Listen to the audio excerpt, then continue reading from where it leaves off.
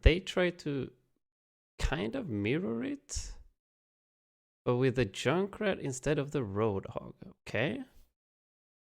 And an Ana instead of the Zen. Wow, I do not agree with that. Hello, Duffy. This is, they recently got into contenders, yes.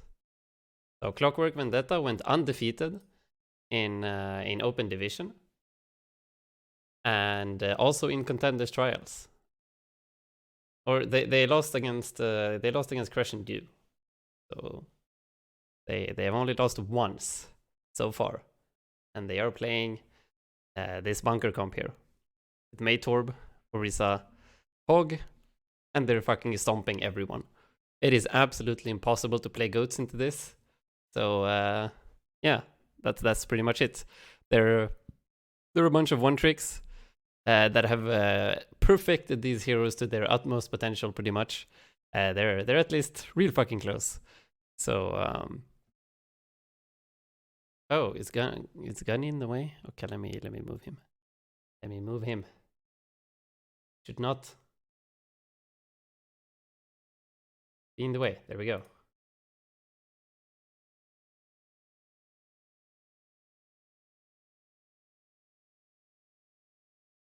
Okay, it is an Ana, top left.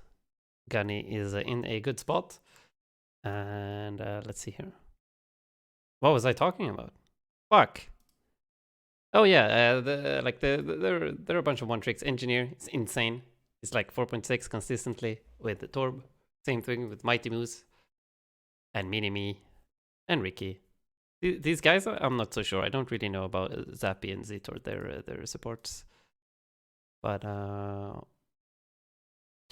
so if we just look at their compositions, what do they have here? So the difference between them, we have Torb. No, sorry, we have Junkrat instead of the Roadhog, and we have Ana instead of the Zen. That's pretty much the only difference. So what are we trading this for and why? So the guys that are proficient at this composition are using Mei Zen over Ana. No, sorry, Mercy Zen over Ana Mercy. So why is this? Ana provides more sustain. Maybe they can like make something happen with Anti-Nade, Sleep Dart. But I don't really see the benefit. You could save someone with Nano. You could also go aggressive with like maybe nanoing your Torb, or maybe nanoing your Junkrat and letting them go aggressive. But is that really worth the trade-off of having like the consistent damage boost, the like consistent ranged heals from a Zenyatta, as well as the help with shield break? Like Zen's gonna be dealing a lot of damage. It's gonna help with shield break. And when the shield is down, you're gonna have that Discord to be able to burst people down faster. You're also gonna have a much stronger support ultimate in the trance that will allow you to take space. Or maybe even clutch out fights, counter one of their fights. Counter one of their ult, sorry, not fights. I'm not sure what the point of the Ana is here. You could actually make a sneaky set play. Since you know 100% sure that this is gonna happen. Oh wait, that doesn't make any sense. I was thinking you could move the Ana onto the top here on this little platform and throw down a nade. But I mean that isn't gonna do much. It's not like we're gonna rush into them and try to capitalize on the nade. That's just stupid. They're just gonna be standing behind the shield anyway. So this doesn't really do anything. Hello, 12.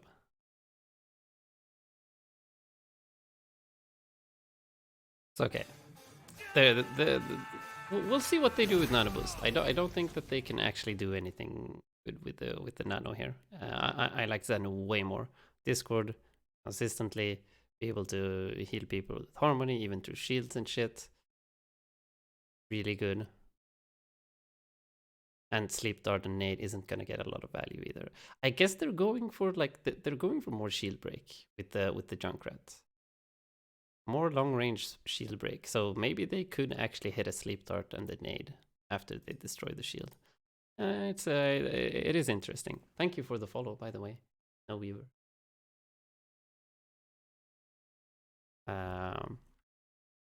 But okay, let's see what happens. At least in like the what do you call it? In the neutral fight, because both teams will run out of both teams will run out of spawn, and they will set up like at the same spot because they're walking at the same speed. Like as you can see here, both teams are doing the exact same thing. They're dropping their Orisa shield. We've got the Torb turrets down, and they're gonna start like spamming each other. But I guess like the first mistake here is blue team, our team Qlash here. They're not in position. As you can see, the entire red team here, they're ready. They walk straight to point, and they're all gonna fucking instantly demolish this shit. So this Orisa is gonna be forced like hide either there or there. This turret's probably gonna get destroyed instantly, and they will be able to like move up and like take point control at least.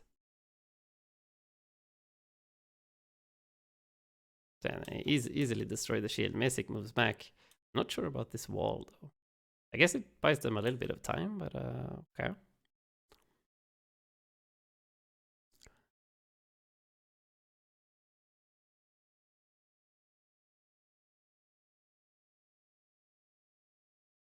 Okay, wow, this is actually going too fast. I should maybe slow down the VOD down actually. Can I do that? Too many things are happening at the same time here. It's okay. After their first shield, they move up, they destroy the shield, they start spamming, Orisa instantly gets discorded, and they wall off afterwards. I wonder why they didn't wall off earlier.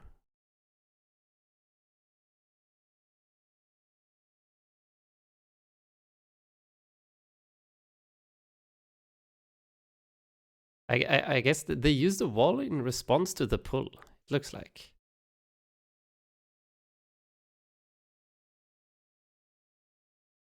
It feels like it. Yeah.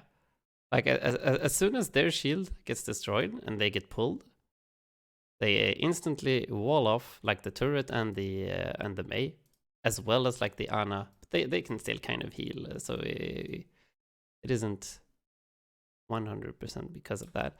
But I'm not sure why they sent their Torb on the side here. Yeah, I guess it's to get a little bit of a crossfire.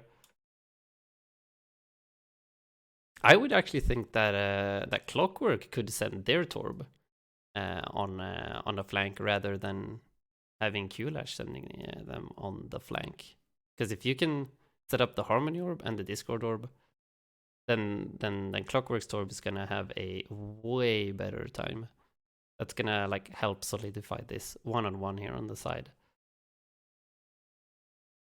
But they're sticking together. To one actually. Oh, I knew there was someone we were missing. Where is Qlash's Mei? No, sorry, Qlash's Junkrat. The fuck is the Junkrat?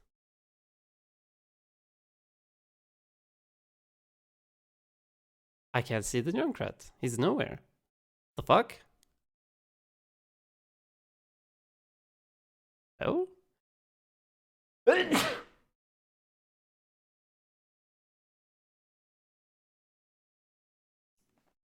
Oh, okay. I saw it now. Okay. Junkrat was shooting from outside. Okay. Okay, Junkrat is shooting from outside. So they're going for the crossfire.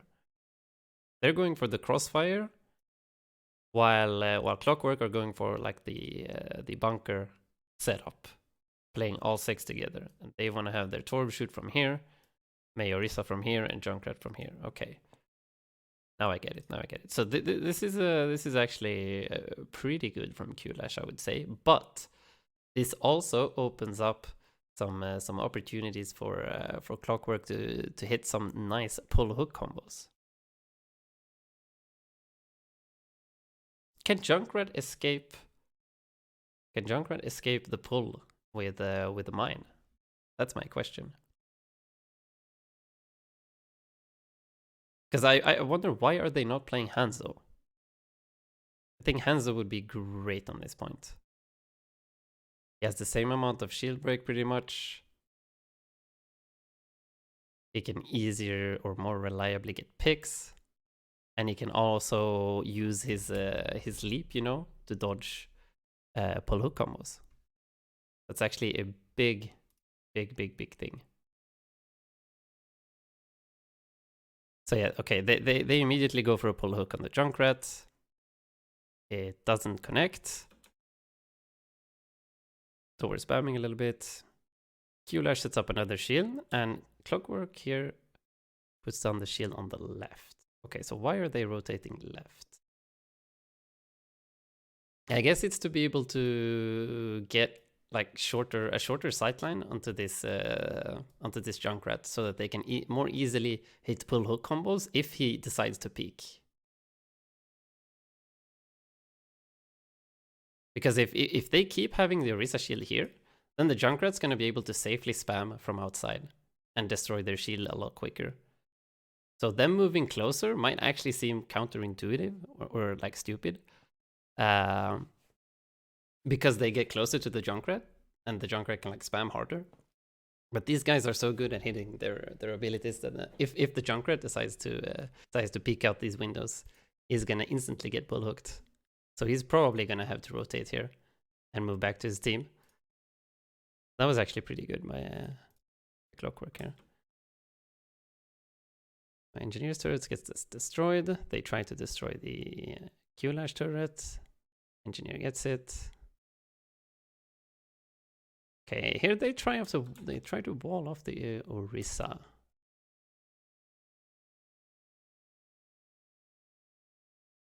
No, wait, they don't even try to wall off. They deliberately wall her up into like above the Orisa shield. Okay.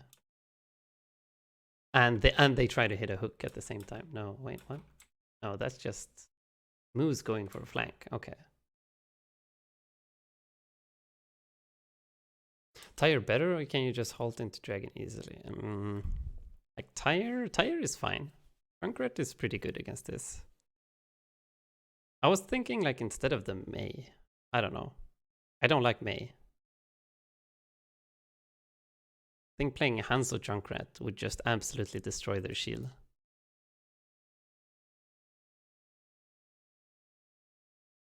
Okay, so Moose just fucking runs right side here.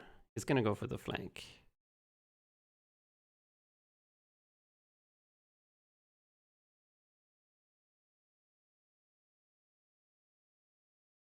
So they force the Junkrat to rotate behind by moving closer to the windows. And then as soon as they do that, Orisa stays here.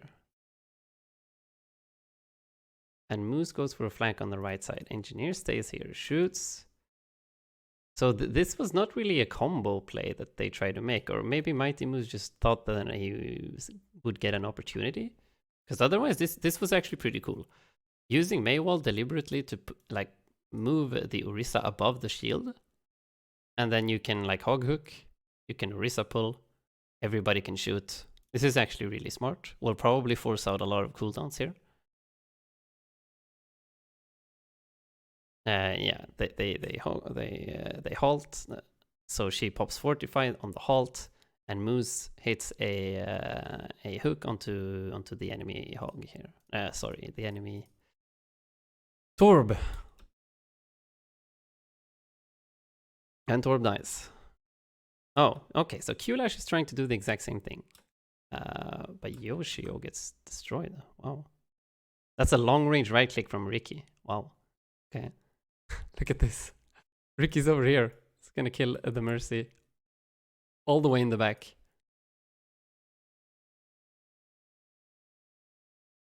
Okay. So that's a lost team fight.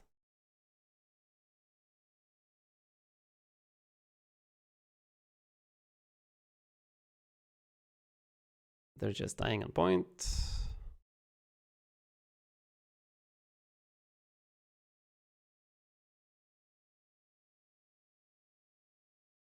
Okay, so what should Qlash have done here? It should have had someone scout white. They had the crossfire, and then they instantly just let Clockwork take control over that area. So Clockwork went left to force the Junkrat back, and then they got stuffed. They got stuffed into this corner. Mighty Moose took that chance to get a flank and gets the hook onto the Torb. But why was this hog not scouted? How could they not have anyone? Like they had the Torb.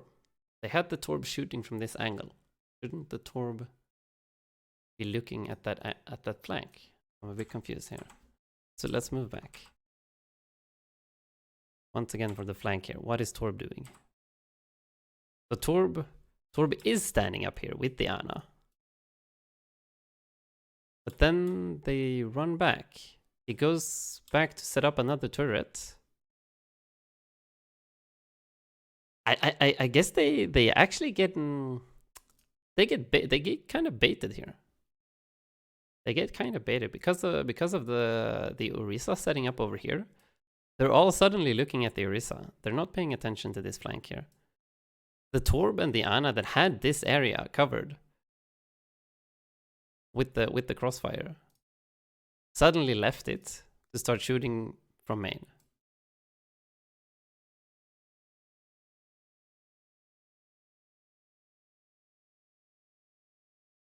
And the Zen also came with Moose for the flank to help with extra damage.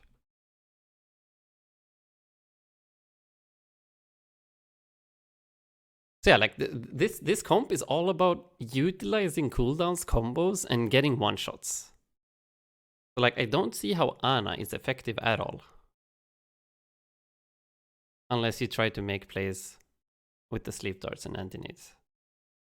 Because right now, Qlash's Ana, she's just been healing.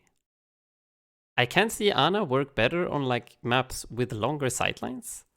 Because then Ana, especially when you know that teams will...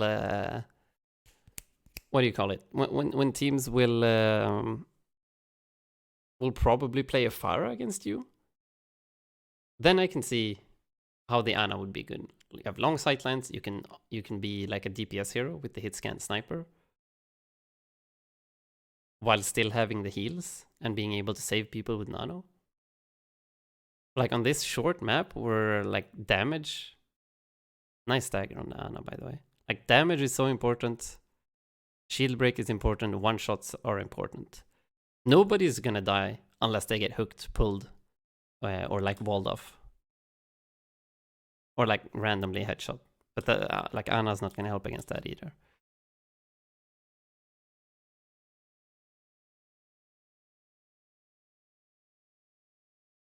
Okay, so they're just setting up a point with the Zen and the Torb while they have the Mei solo checking flank over here. And the Mercy is pocketing the Torb. Where's the hog? Where is the hog? Okay, he was just on the right. They tried to go for a pull hook. Wait, what? How did people die? What? Okay. Mythic just randomly walks forward and dies. Did he not anticipate the shield going down? No. Okay. I like the beard. Thank you. I like it too. Okay, so now they move up. It just seems like it was a misplay from Mythic. Like not anticipating the damage correctly. Okay, now we have some ults coming up here. Nano, Mei ult, and Valk. And then we have Blizzard, Valk, Trance. So yeah, just from this, I would say Vendetta are favored. Like even if they pop Nano, The Mei ult is not gonna hit a lot of people, especially since Orisa do have the ability to fortify and walk out of it without getting frozen. So you either have to bait out the fortify out of the Orisa, or you have to do it on like the enemy. The only ones that can't escape it is like Torb and Hog. Mercy should be able to fly out to some teammate. Zen's gonna trance out. Nice. Oh shit! Ninja Beck with the sub. Tier 1 sub. Thank you, my friend.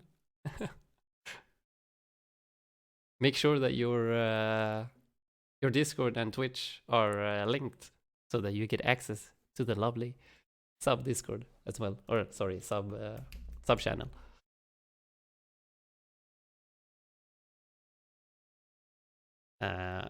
Okay, so in bunkers versus bunkers, you probably won't be using ults like too aggressively. You're gonna react, wait and see what happens, and then utilize ults if you need to. Except I guess Mercy Valk. Valk can actually be popped as a tempo ultimate, so you get the damage boost on everyone on your team, and you win the shield break war, and you can take space that way. So it looks like how would I go about attacking Clockwork Vendetta in this situation if we had the comp? So you'd probably want to try and get them out of this area first. So you have to be afraid of the wall here. But we want to try and get like the Hog away from this little window here. He should not be able to get free hooks from this side here. I really don't like Qlash not having a Hog as well. Like the pull hook combo is so strong. Actually insane. Oh well, but yeah, first like send maybe like Torb, Mei to the left while you send Orisa, Junkrat, Mercy, main. And Ana to the left. So you split up into 3. You send Mei, Ana, and Torb left. Maybe you even set up the turret. You try to get the Hog to fuck off from this area, and then you have the pocketed Junkrat spamming their shield together with the Orisa. That should put some pressure onto their Orisa shield. At the same time, you should be able to take over this area if it's only the Hog, or they're going to be forced to send like more resources to be able to take over this area. And you have to try and bait out resources or cooldowns. So like the important thing, like pull hook and the Mei wall. Those 3 cooldowns need to be baited out first before you can do anything. So the benefit of having a Mei is like Mei can't really be pull hooked because she can just cryo freeze herself. Torb is dangerous, of course. Well, everyone else. The Orisa has the fortify, so she can't really be so on the first fight either. The combo going to be Blizzard Molten Core or Blizzard Tire. Like they can't really combo their ultimates here per se.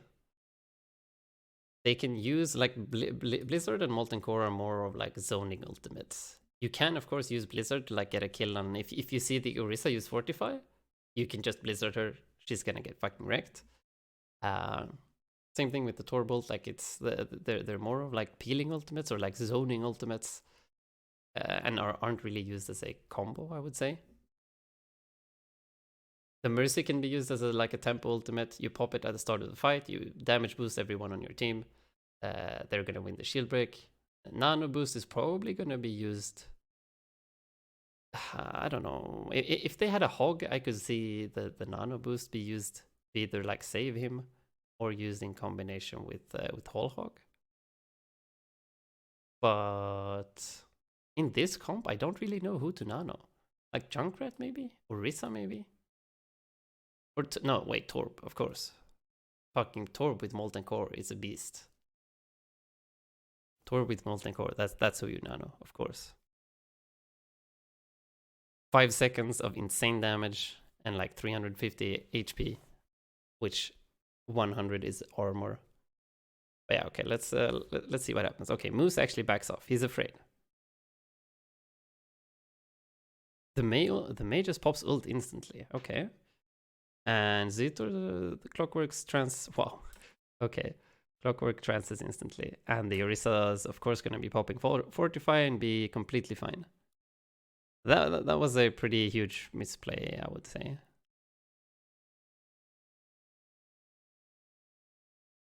Because you wouldn't really catch anyone. You wouldn't really catch anyone with this May ult. You have to bait out cooldowns first. You have to either bait out like Fortify or Cryo Freeze, or you can use it to like solo freeze the Hog. But then they will probably prop chance to like save him. But that's probably worth it. Trading May ult for trance. I mean. Oh damn, Minimi is so much more ult charged than Messi. Okay, Qlash has made. They kind of did it. Like they did go left to deny Moose a free hook, but should have probably been using May wall here somehow. He gets a fat hook, and Clockwork are using. They're using their May ult just to like deny sightlines a lot. So the May ult gets nothing. Even if the Hog gets frozen, like as I said, the only one that can actually get frozen is either the Hog or the Torb. Torb was outside. Zen has trance, Orisa has Fortify, it doesn't matter. And the only one that gets frozen, it's the Hog, but they save him. Too late. Heaven comes in with the Torb ult as well.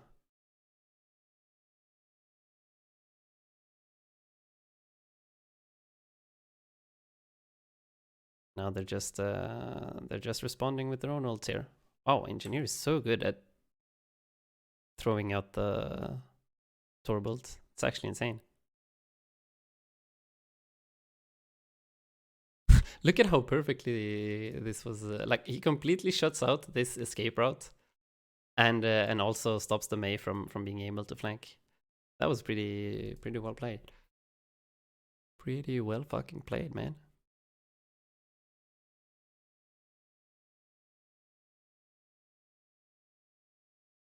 Yeah, they stopped it. Wait, who did they nano? Didn't even see who Qlash nanoed.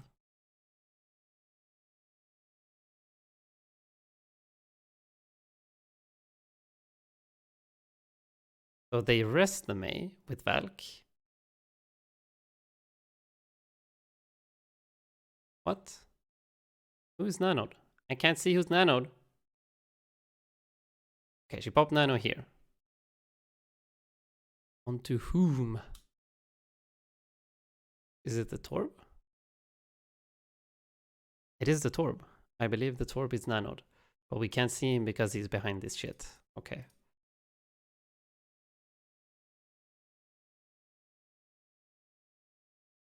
So yeah, the problem with this bunker comp is that it's super difficult to push in. It's wait, is it the May? Are you sure? The May is not nanoed, no. As you can see here. No, wait. Yeah. No, what?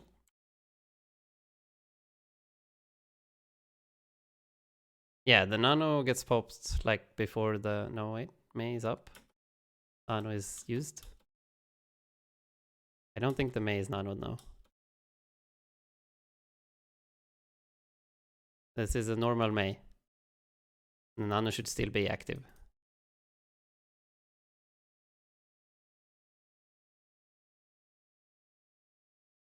Yeah, you could see the frustration. Like it's difficult to push in when you're playing a bunker. It's really hard to push into another team that already has the defensive setup correctly. Like they're gonna have the double Orisa shield, so you kind of have to make some risky plays to try and create space for yourself. But I would actually like to see them take it slower since they have a Junkrat. Like, they have to make use of the Junkrat. So far, the Junkrat has not been providing the value that he should. Like with the Junkrat, you're gonna have to play slower. You're gonna have to play more for like damage and slowly like what do you call it? Burn out the resources. Like they have Zen Mercy as healing. That's really fucking low. So if you have Junkrat instead of the Hog, like you're gonna deal more damage, yes, but they're gonna have more pick potential. So if they have more pick potential, but we have more damage, you wanna play slowly. You wanna go for shield break. But they decide to like go all in, try and like brute force their bunker.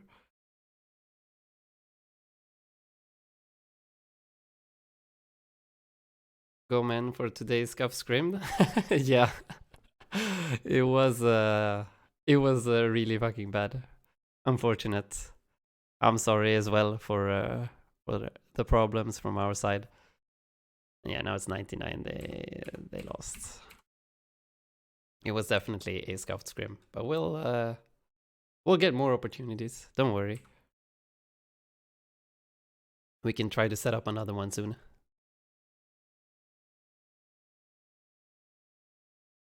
Okay, so now they swap off. They play more of a sniper long range damage composition. They're playing the Widow instead of the Ashe though. I was thinking most teams would like to play Ashe instead for some more like area denial, as well as like point presence with the Bob. Because Widow's gonna have a hard time getting picked here actually.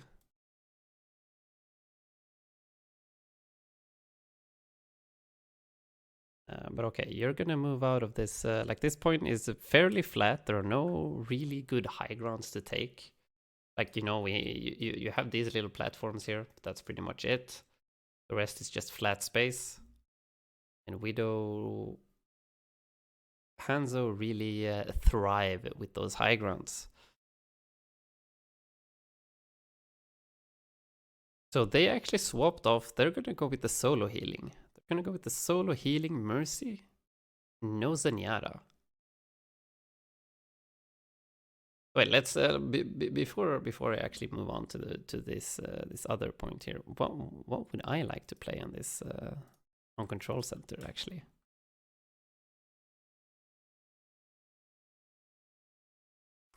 Because the best comp to play against this, I think, should be like Hanzo, Pharah Mercy if you can, Zen, and let's write this fucking down. So Zen, Mercy, then Mercy as supports. And then you're gonna have the solo Orisa as tank. We're not gonna go for the Hog. It's like trying to outplay these guys on like May Torb Hog. It's gonna be weird, I guess. And what do you want as DPS? Like the one we saw Christian do play that had a lot of success is the what's the name? Ashe, Hanzo,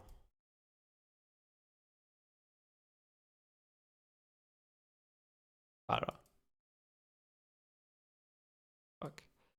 So Ashe, Hanzo, Pharah is the triple DPS. And this is like maximum spam. You are gonna like deal a lot of fucking damage to the shield. It's gonna get instantly deleted. You have a lot of pick potential, and you're gonna need like this comp is a little bit like fuck. What's the name I'm looking for, or the word I'm looking for? Dependent. There we go. It's dependent on like having long sightlines and also like high ground to play around. So this is gonna like you can't play Ashe, Hanzo, Pharah on this point.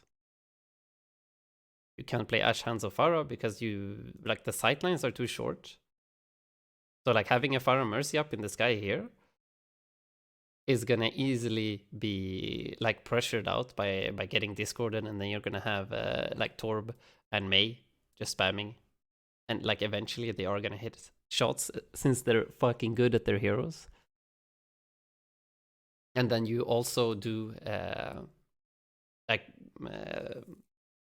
there's a big risk that you're gonna get pull hooked as well. So like the sky is not big enough here for Pharah. Whoops. And do that. Go. And like Ash Hanzo. I still think a Hanzo is better. I probably would not try to play this against like try to mirror their comp. That's gonna be way too difficult.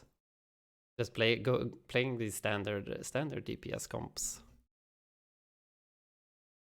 Or the standard DPS heroes, sorry.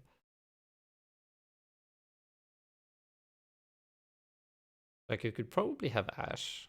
I like Ash Dynamites in this area will probably get a lot of value. And like Bob on this point can also, like, it's fairly open. You have a lot of sightlines. There we go. Get a good overview. Like a Bob onto this pillar here, or like onto these walls here, will see like most of the point. Like you'll be able to see all of this shit. Standing here, it's gonna be able to see like all of this part of the point. The Bob should be pretty good. Also, like send the Bob up on the stairs here, then he's gonna be able to see the entire point, even like behind the corners here.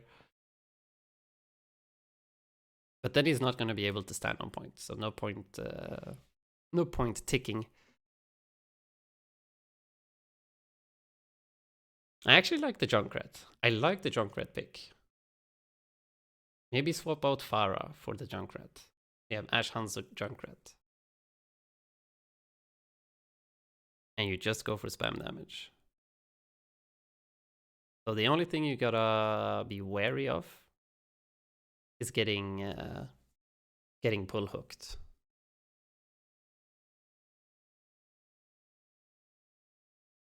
So you wanna probably have your like Mercy stand in the middle here. Have your Zen stand here. Have one DPS over here. Have the Junkrat, the Orisa shield, and then have like the Hanzo stand in the window, and then have the Ash over here. So this way the Mercy can like pocket this guy, or you can pocket this guy. You can fly between them when they need to. The Hanzo that's outside is gonna have the mega health pack to sustain himself. He's also gonna have lunge, wall climb, and shit to get away. But he's gonna have to be really scared of pull hook combos. And probably gonna get walled off as well. The Mei will probably use like wall like this or over here on the window to like deny the sightline.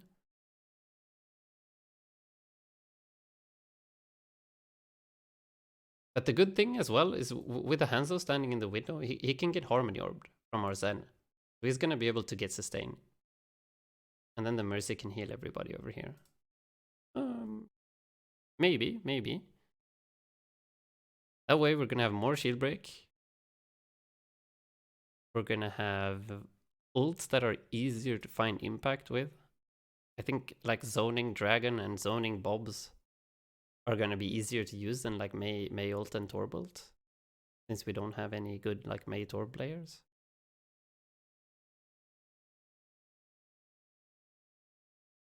Just spitballing ideas here. But oh well.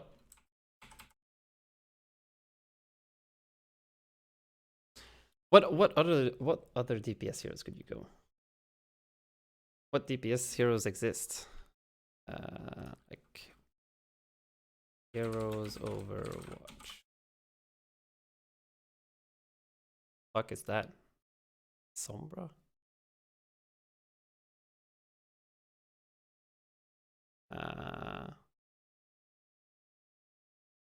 Damage. Okay, so we have Ash, Bastion. Bastion? Could we play a Bastion?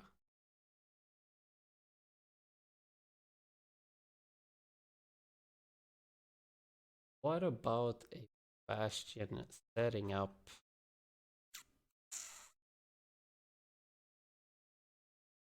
Bastion setting up over here behind the Orisa shield. Probably gonna get walled up by the Mei. Mei's gonna put the wall up. We're gonna get hooked. Gonna get wrecked.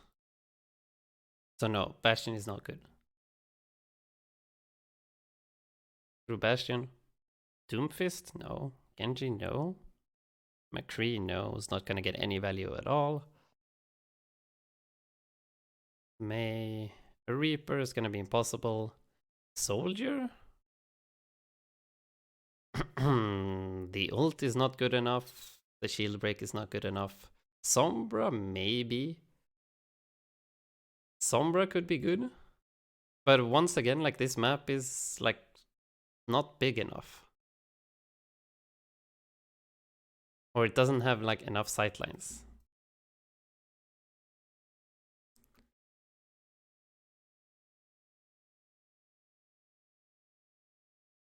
Like if you like, the only way that Sombra can deal damage to them is like gonna be decloaking over here and like shooting them from behind if they're set up over here. The problem with that is that like she's gonna have to decloak so close, and like there's probably gonna be a turret over here, and it's gonna be destroying. Leak the counter. Sim, you heard it here first. Yeah, like I think Sim could be good. Sim could be good. Maybe not on like points like this, but Sim could definitely be good to like teleport people through the bunker sightlines. When you have to like attack a point or a payload or something, and you know exactly where they're gonna set up, then Sim could definitely be good.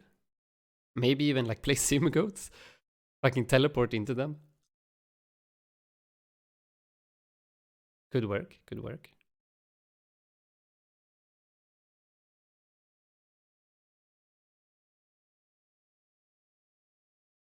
Sim turrets versus Torb turrets. Yeah, Torb turret probably wins then.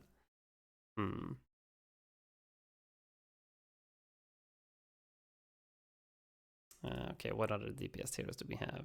Sim, Torb, Tracer, Widowmaker. Yeah, Widowmaker not enough shield break. Tracer was too squishy. Can I ask a stupid question? Why not goats? Can't you speed past Orisa with defense matrix and just ruin their healers? That's what a lot of teams have tried to do, and they have been unsuccessful. The problem with running goats against that is that you're gonna get cut off by the Mei wall. You're gonna get like slowed. Torb is very tanky. Like you're gonna get hooked.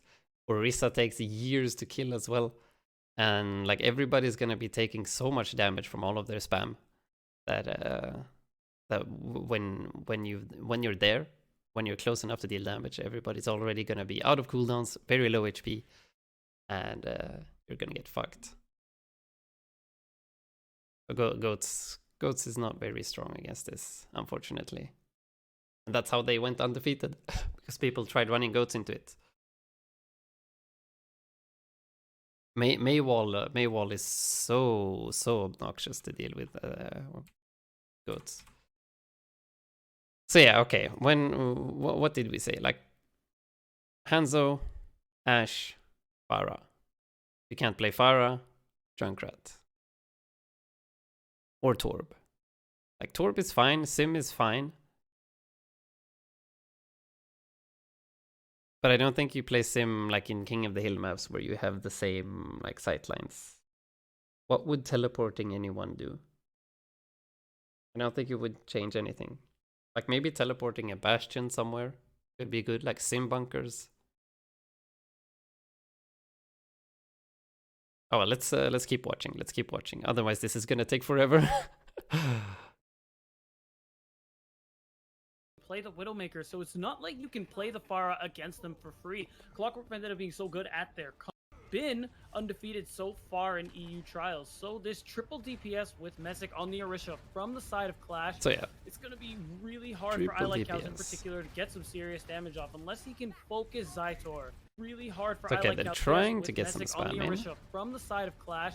It's going to be really Missing hard most for of his ILikeCows shots in on the particular Pharah to here, get some serious unfortunate. damage off unless he can focus Zytor. Tried with the pull. Oh, hard this for is ILikeCows really with risky though. Messick on the Orisha from This the is side of really Qlash. risky from Clockwork. It's going to be really hard for ILikeCows in particular to get some serious damage off unless Like this boop here, this concussive blast could fucking win them the map straight out.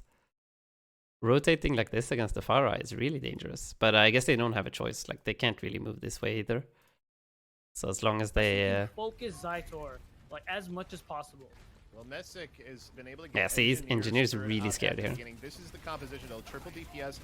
Attack this composition from multiple angles. Maybe gives you the best chance. Zytor, okay, they're just setting up on Usually point. we see it be Monk Muda be the one, but Monk Oh, and is Messick just gets deleted. Oh, shit. At least for Muda be the one, but Monk Muda. Yeah, like this is the problem. How should they actually set up? Engineers turret out at Really hard for ILikeCows in particular to get some serious damage off unless he can focus Zytor like as much as possible. Well, Messick has been able to get engineers turret out at the beginning. This is the composition though. Triple DPS. Like this map, Lijiang Tower in general is just really fucking favored for Clockwork Vendetta's comp. Short sightlines, a lot of walls, corners, a lot of ways to use halt hook combinations, use the Mei wall to their advantage.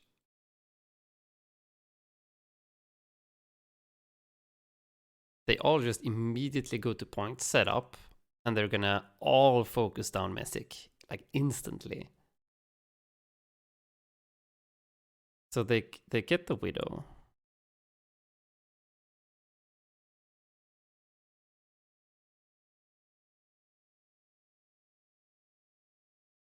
I feel like Qlash are a little bit too slow on rotating here.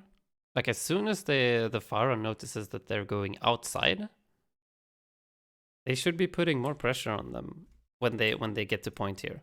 Hello, Yanuru. Attack and able to get engine. He can focus Zytor Like I mean, as soon as they see this, like as much as they possible. need to rotate. Messick has been able to get engineers turret out at the beginning. They need to rotate faster here and like deal damage faster when they're walking through the choke here. Like this pull doesn't really do anything. Like Messick is pulling up right here, but like there's no one has any sightlines. They shouldn't like have a Widowmaker sightline right here, and like Hanzo sightline right here, and then maybe the Pharah spamming from here or like from the windows, maybe from outside, from behind. This is the composition though. Triple DPS. So like the pull does nothing. Oh no, wait, did the pull actually give them the kill on the Widow? Oh, it did. Okay, never mind. So the Widow was actually in position. But no Hanzo and no Pharah in position.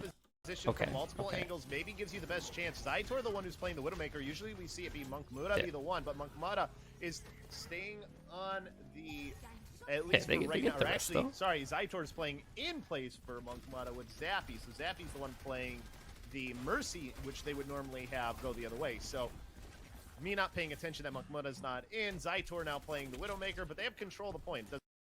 Me not playing Wait, where did this Mercy, which they would normally have go the other way. So What? Zappy's the one playing the Mercy. Oh, they pulled him. Okay. Playing in place for There is a Monk Muda pull. with Zappy. So Wait, Zappy's the one playing. I need to shut up the commentators. Okay, so the pull gets them a kill.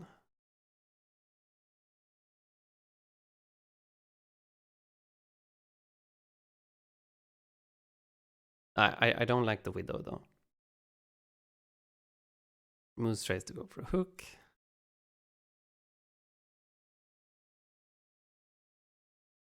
Feels like a Sombra would be pretty good here.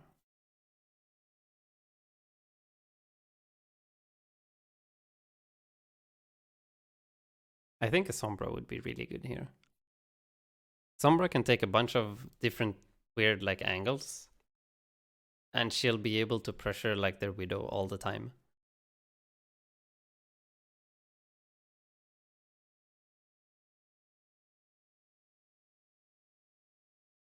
Like Hanzo, Pharah, and then Sombra.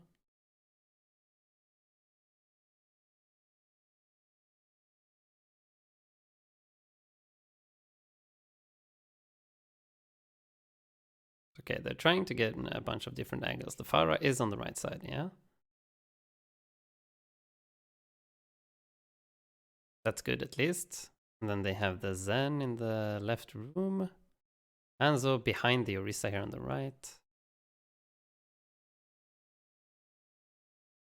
Yeah, this is good, this is good. Okay, they bait out the... we can't really see this, but they bait out the Fortify and then they may ult. So that's actually something really important. I need to write this down. Options, no, notepad. So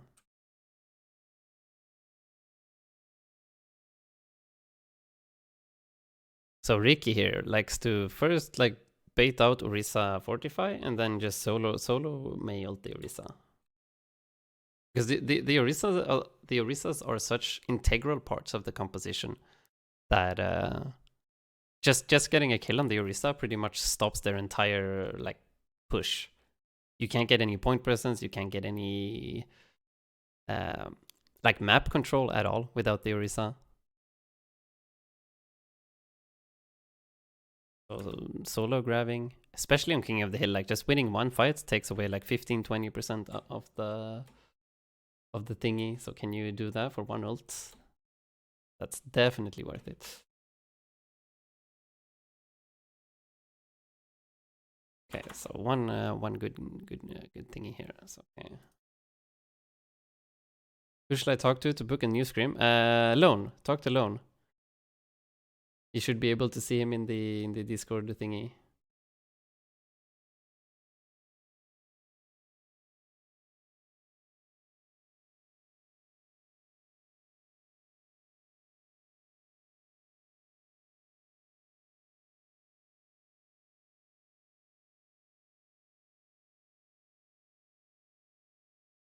Huge hook. Moose just gets these hooks. Not even pull hook combos. He just gets them. Oh, Ricky.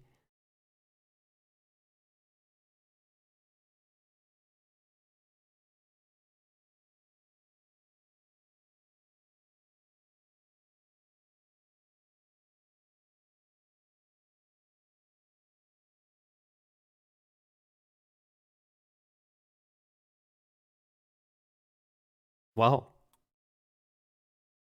Okay, wait, what? Moose just went for the ultra left side flank? What the fuck? Wow. He just gets the Widow. Nobody scouts it out. He doesn't even die. Or does it? No, he doesn't. Wow. An engineer pushes... Oh, they push Mythic at the same time. Oh, this is a disaster. Oh, and he gets him again. No. Oh no. Oh, that's such a... Oh my god, that's the play of the game. Actual play of the game from Moose here. What the hell? That's insane. An engineer puts down a new turret here too. Or no, it was there all the time. Okay. Oh my god. This turret. Moose just goes for the bait. Team Qlash's trance on point does absolutely nothing. Because they all die outside. The timing of that flank from Moose. Actually insane. Okay.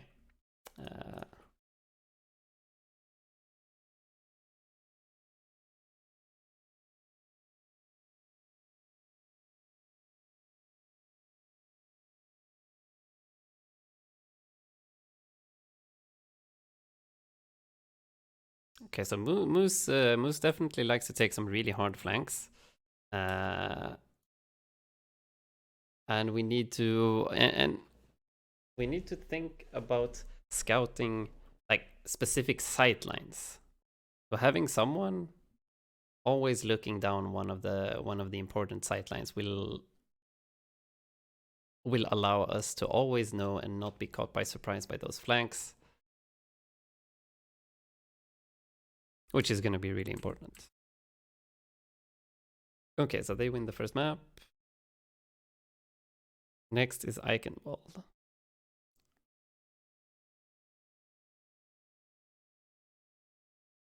I guess I didn't even talk about what to run on this one here. Okay, let's actually open up Stat Banana. It's so much easier. Oh, why is this not working?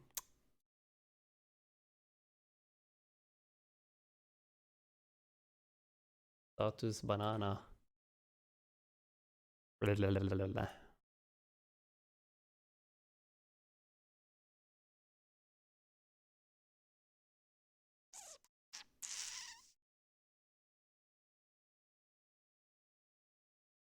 Oh no, I don't have the paid version. Why do I not have the paid version? I should actually buy that right fucking now. Stat Banana.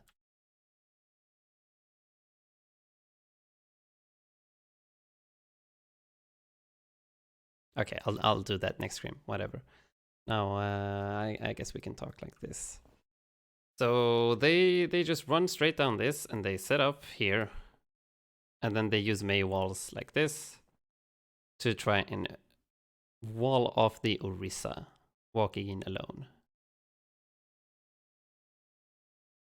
So yeah, it's gonna be really fucking important for the Orisa to play really slow. And I don't think a Widow is good. Widow has way too limited sightlines. Like, you're only gonna see through one of these doors, and like they can hide in all of these places.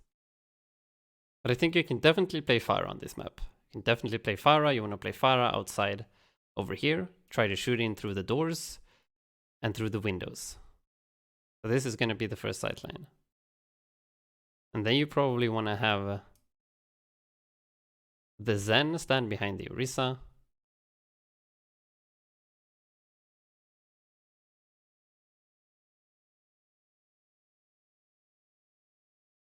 And then what else do you want? Do you want an Ashe? Or do you want a Junkrat? I think Junkrat could be good again. Junkrat spamming down mines. There aren't a lot of places to bounce them around though. And you gotta be real fast with the mines, with your own like mines, to move you out of the way if you get walled off, or if you get pulled, or if you see the pull coming in from the Orisa. Do you not need Widow to contest the Pharah, or can you trust May and Torb to do that? You mean for Clockwork? Yeah, they have their Widow to contest the Pharah. That's why they swapped their Zen for a Widow. So they're playing a quad DPS. But I'm talking like, if we were this team facing against them, what would we play?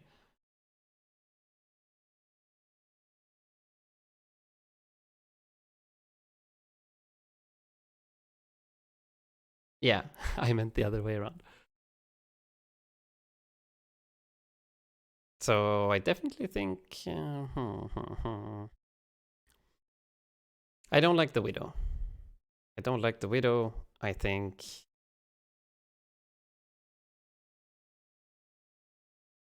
either a Sombra, but it's gonna be so hard for Sombra to deal damage, and we already have the Widow being outside.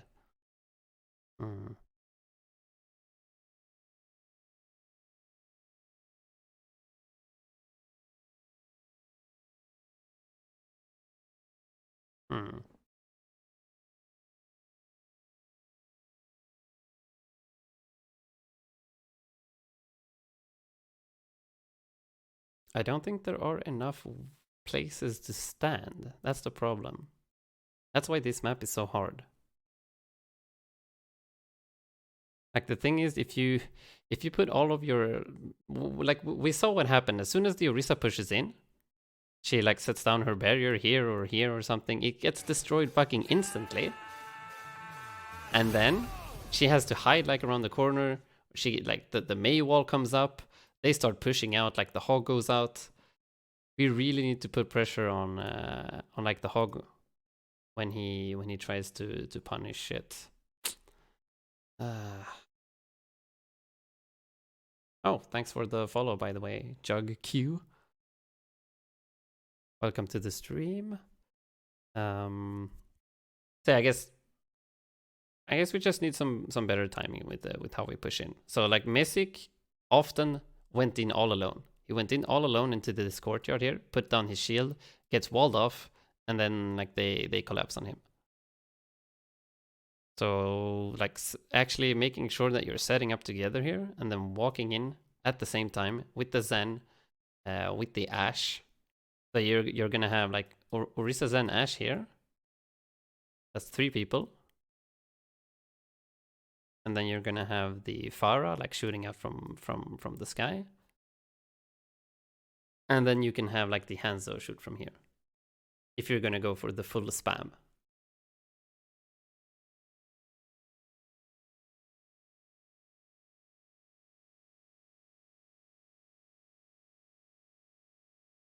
So that's even 4 people here.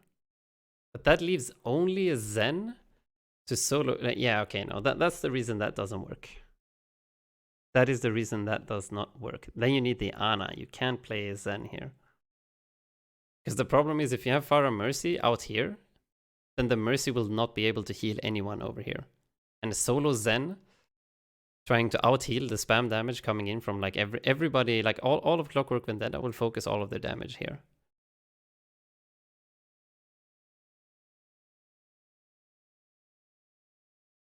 So yeah, you can't have a solo Zen stand on the left in the courtyard. You need to have the Mercy in the same place. So do we just skip Pharah then?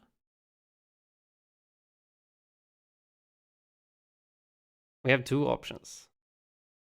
Either you play the Pharah Mercy outside here and you spam, or you play the Pharah Mercy and like shoot through the windows, but then you're all shooting from the same angle. We could have the Pharah Mercy like shooting through the windows, and then we could have like a Sombra shooting from behind. So like we have like the Pharah maybe flying here to get a little bit of a side angle from the windows, but then still having the opportunity to like fly back in case someone needs. Or we just skip the Pharah. We play Junkrat. So we have Orisa, Junkrat.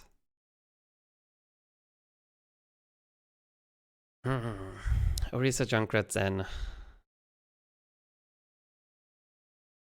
Mercy.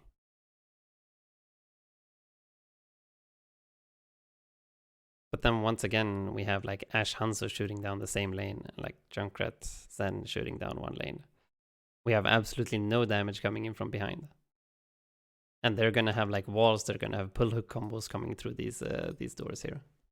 That doesn't feel really good either. Especially since they have a Widow too. Like they're gonna have insane amounts of damage coming in through here. So since they have a Widow, solo healer, Mercy, I definitely think we need some kind of crossfire poke damage. That's why I think Sombra is good. They have no way of instantly killing a Sombra unless they hit a hook. So Sombra's always going to be able to translocate out.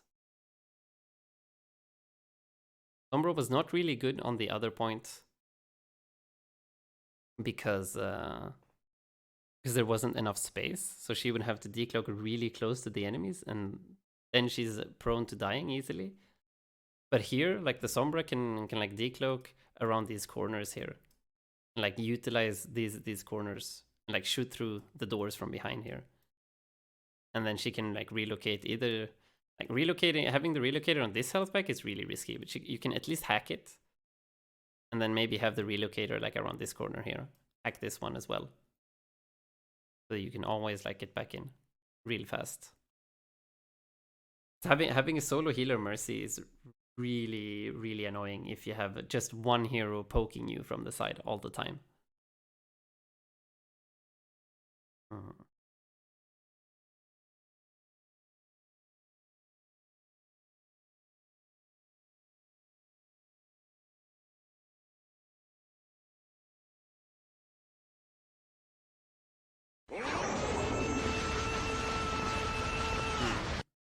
Yes. Holy shit. That's a fucking host. Thank you for the host, man. Giga Gaming with the 12 viewers. Huge. Welcome to the stream, guys. I am watching Clockwork Vendetta playing here on we're gonna watch them play Eichenwald. I'm trying to figure out how the fuck go for Roadhog Zen flanks? No, the problem with the flanking with Roadhog is that if as soon as they see you flanking, they should be able to like brush you down and kill you. That's really risky. So yeah, we're looking at this one-trick team, Clockwork Vendetta, playing the Orisa Hog, Mei, Torb, Mercy, and sometimes they swap out their Zen for like Widowmakers and shit. And they're real fucking good at it. Undefeated. Undefeated in open division and contenders trials. Or they have lost one map now against Crescent Do. So this is actually really fucking interesting. And we're gonna play these guys on Friday. So I need to know what the fuck is going on and how to beat this shit. We're gonna do our best. It's gonna be hard. But I hope you come and cheer us on. We're gonna play in the Monkey Bubble tourney. It's gonna be real fun. Anyways. What comp was used to beat them? I haven't actually watched the game. I know that they used some variations of like the one that I talked about earlier, Ash, Hanzo, and Pharah. So like triple DPS, Orisa solo tank, and then a lot of spam damage. They just spammed their Orisa shield instantly and then tried to delete the rest of them. Yeah, kind of like this. Kind of like this. This is where like what Qlash is playing here as well. This comp should like in theory be real fucking strong against this. Like Roadhog should never be in range of hooking any of these like long range characters. So Roadhog should be like a what do you call it? An ult charge battery pretty much. And that's the reason why they swap out Zen. Like Zen is not that effective against ultra long range damage. And I'm not sure why they don't have a Widow here. This is interesting actually. Maybe they have some kind of reason for this. But on like the last map they had Widow here instead of the Zen to deal with the Pharah, but now they have a Hanzo for some reason. I'm not really sure why. But yeah. Like this is the thing with the long range composition here. Like Qlash are gonna come in. You see this map, like how open it is, and the long sightlines that you can have. Pharahs are very difficult to kill if they fly this far away from a comp like this. So what you can do then is like spam their Orisa shield for free, delete the Torb turret, and then move on from there. So this is what they're doing. Like as soon as the Orisa shield gets destroyed, the Torb turret gets destroyed, they all like rotate back to point. They're gonna try and set up. They're probably gonna like be hiding inside of this room over here. But I'm not sure what the Mei is doing. Maybe she wanted to wall off the. Yeah, she wanted to just wall off the choke to buy some extra few seconds. Oh wait, they have a fucking hog. Oh yeah, okay. So since they know hog is usually not very useful against a comp like this because of the long range capabilities that they have. The hog actually decided to hide in here and go for a flank and try to get a sneaky pick from the side.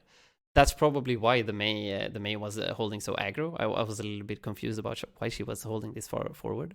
It was to like kind of bait out the enemy team, make them think like, oh shit, the Mei is like feeding. She's moving forward. We can maybe get a pick on her. And then suddenly a Roadhog comes out from here and kills them. That was actually huge. The hog is in their spawn now. He's dead. Yeah. So it might seem stupid. It might seem like Moose is feeding.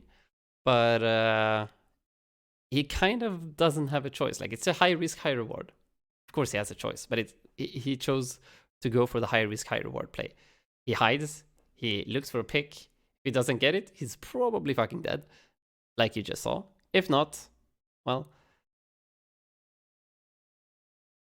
Or if the flank is successful, then they're probably just gonna straight up win. But okay, Mysic just dies here. How does he do this? Mysic has half HP and he dies. Okay. They get the rest. Now they have no Maywall. And yeah, okay, Minimi dies as well. Yeah, Eichenwald is really difficult to hold with the bunker against a long-range spam comp like this. So this was expected. I definitely think Eichenwald is a good map to play against them. Oh wow, nice. The quality of the VOD suddenly became much better.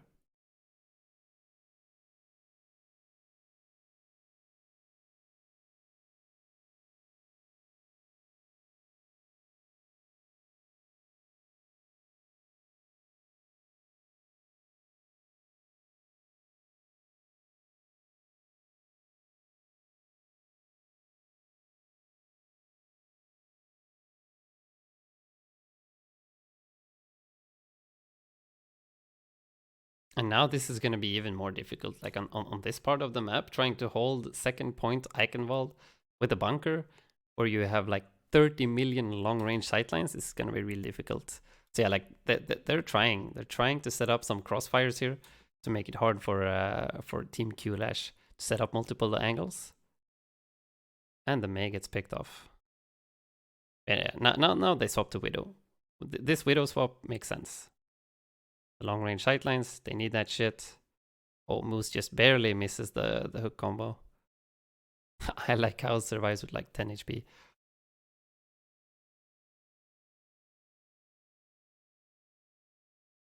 The difficulties are gonna come here on third point. So they're probably gonna like barrage them as soon as they come out of these doors. Oh, where's the Mercy? What? The Mercy just left I like cows.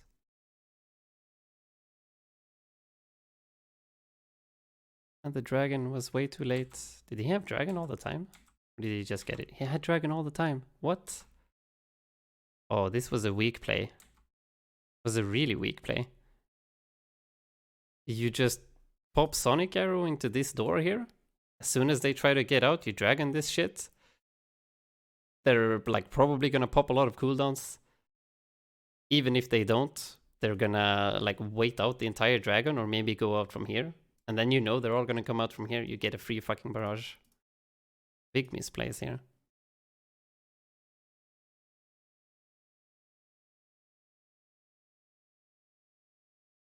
I really want to know why the Mercy left the Pharah. It makes no sense.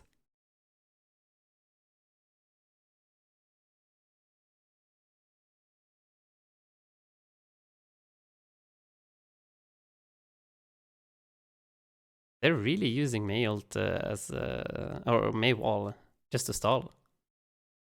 Oh, and the Widow fucking pops off. Holy shit! Huge misplays from Qlash here. The barrage didn't even get to be used.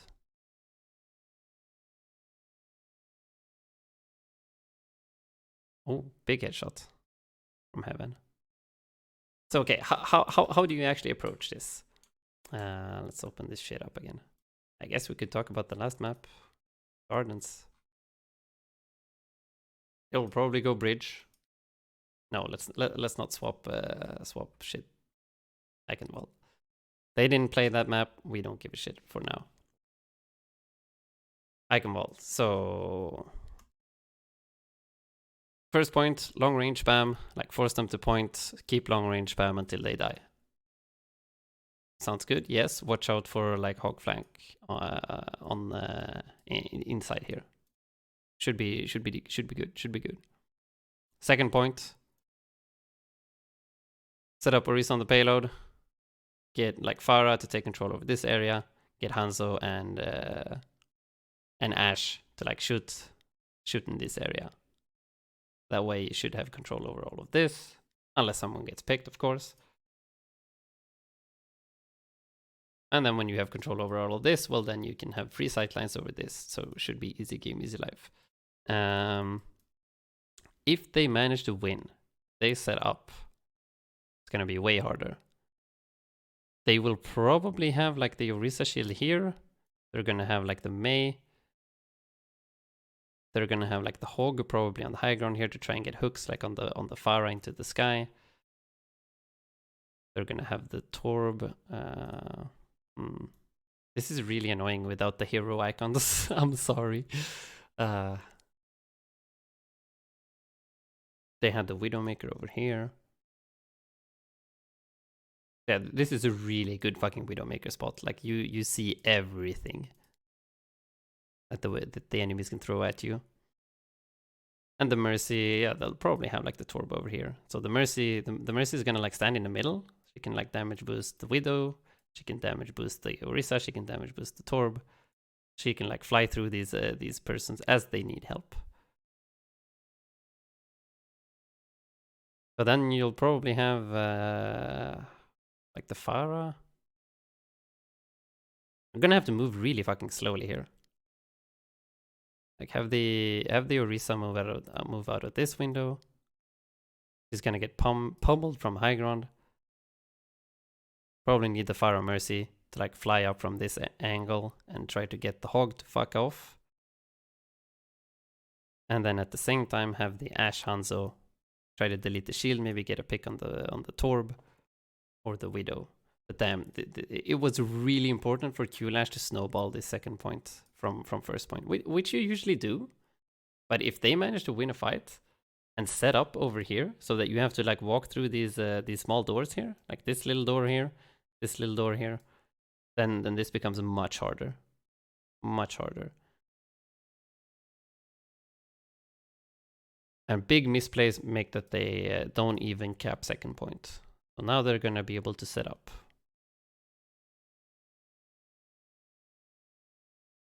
Probably still going to do it the same way. Kind of. Like Hanzo sticks a little bit closer with your Orisa. Okay, Orisa, Hanzo, Mercy, Zen. Like set up over here. Shooting at this. No, wait. The Mercy is going to fly with the Pharah over here. And then the Ashe probably up here. So that you have a little bit of a crossfire angle. Maybe you even send your Hanzo to go like on this flank, so you get the ultra triple crossfire. So you have Ashe, you have Pharah, you have Hanzo, and you have Zen.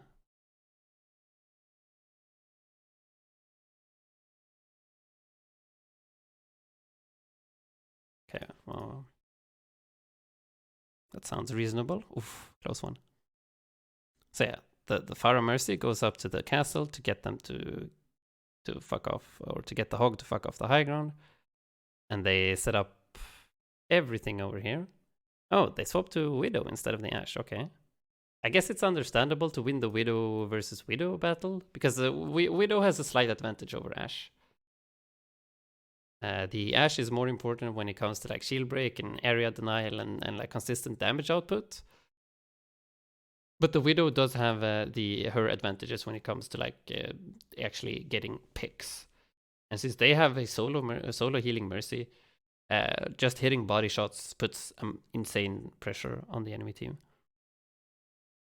And of course, headshots are GG's. So yeah, Moose is going to try to get the flanks. Oh, that was close again. Oh, Zitor going for a very fucking aggressive angle. Why did he use hook as well? Oh, yeah, okay. She popped sights to try and get a sneaky like hook kill and fucked up. That was probably not worth it. But this is a really good opportunity here for... Okay, they get a res.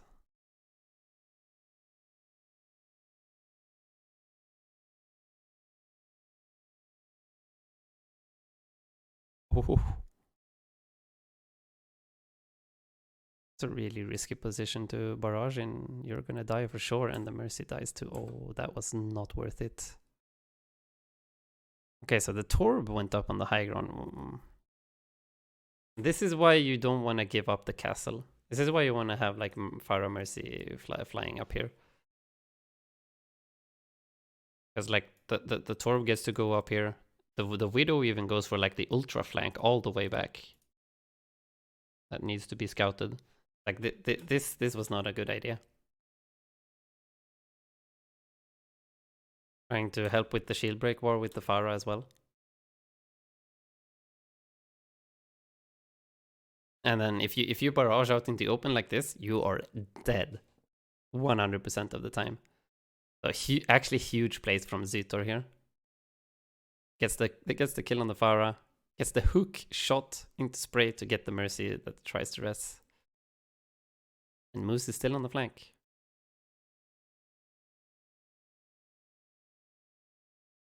That's a dead Moose though.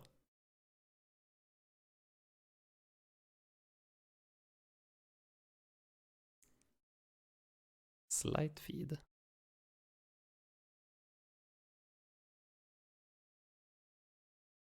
And they just go for shield break and kill the Orisa. Okay. So no flanking coming out of heaven here. Only like good old shield break. And they didn't even see Engineer going for the flank.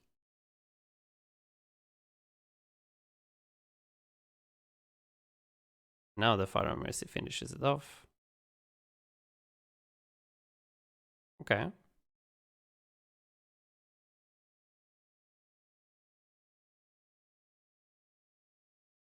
So it doesn't really feel like they have a set plan for the maps.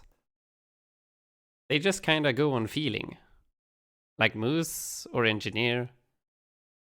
They just like, this is probably a good time to go for flank. And then they like get a 3k. So I think scouting flanks is going to be really important against this team. Like as soon as you don't see Moose or Engineer, like close to the Orisa, behind the Orisa shield, you have to fucking call that shit out and look around. Look at the flanks.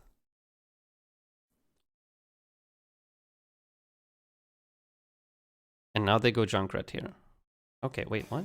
Junkrat instead of the... Ah. Oh, thanks for the follow, Agin. Welcome back. Long time no see. So yeah, I do like the Junkrat. I do like the Junkrat. It is really fucking good on this point. You need, like, it's really, really tight space. You can stand like around corners, and you can still like lob these bouncy balls of doom into the enemy team, like from relative safety pretty much at all times. So you are gonna get value, like even if you're not a good Junkrat player, you are gonna get hit a lot of fucking balls just by spamming down this little area here. You're also gonna win shield break real fucking hard, and the tire is really good. Tire, like you can send it down here on the side, you can come out of like this high ground and suddenly boom everyone. And you can be real sneaky by like just wall climbing up here and then jumping out like this. There are a lot of ways to move with the tire and not make it die instantly. So I do agree with the Junkrat. I'm not sure why they stay the Pharah though. Maybe because Barrage is ready? I don't like Pharah here.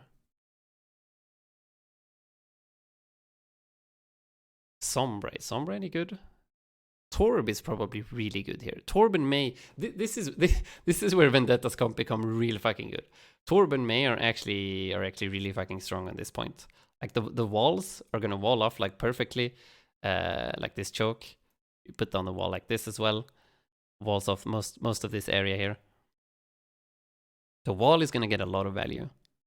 You're also gonna easily be able to like wall up, even if this Orisa here sets up her Orisa shield here, she shields behind it. You can easily wall this shit up and like try to go for a halt or a hook combo here. Even if you don't like get the kill with the first one, you're gonna force out Fortify 100%. So 100% Fortify force, and then you can try to go for a pull hook like 6 seconds later when you have it again. Such a short cooldown. So a lot of focus gonna be on if the Orisa can actually keep her cooldown. And when you don't have it, you gotta play really safe, because you don't have a diva to eat up the shots or the halts. It's okay, yeah, Torb is good. Hanzo is still really good in here, like Storm Arrow. You get the Sonic Arrow for the scouts to the walls. Dragon can also like cut through all of this area and like split teams as well. If they decide to push up, you throw a dragon like this, and then suddenly they have 2 people here and 3 over here. You still want to have the Orisa.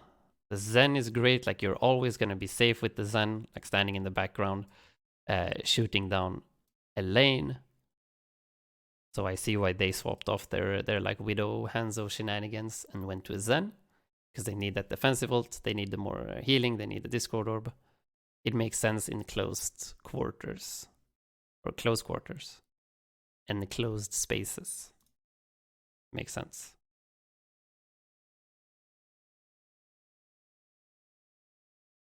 The Pharah is not going to get a lot of value here, though, I feel like. So what would you go instead? For more shield break, for more area denial? Like Ashe? I don't know about Ashe. Hook? Like Roadhog, probably. Like, yeah. A Roadhog of your own. Whole Hog is really good in this area, too. There comes the pull hook, and that's the Junkrat.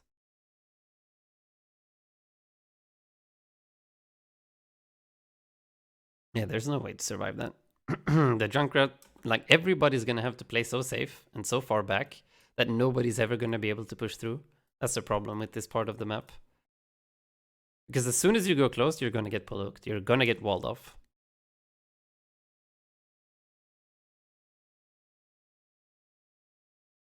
They pop Valk to win the shield break. Here comes the dragon to cut them off, but they didn't really push with it, so it was a weak dragon, or bad timing. They probably want to like talk about this, try to go for a pull dragon, and like the Orisa just put down a new shield. If you're gonna dragon, you have to call this shit out to your team. Like, I have dragon ready, we can push in, and then like the Orisa moves forward here. Orisa moves forward, like puts down her shield maybe like here, or maybe here, like around this corner. Maybe even goes further like this, puts down her shield like this, something. I'm not good at 3D drawing, as you can see. I hope you know what I mean.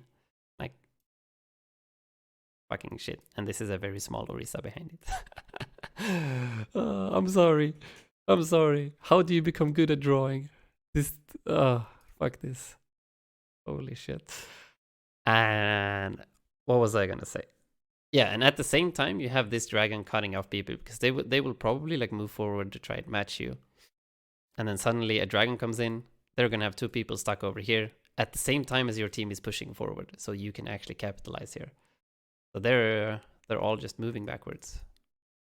And we just put down an Orisa shield, so we can't even move forward. Great usage of the Mei wall as well, to just zone off the dragon.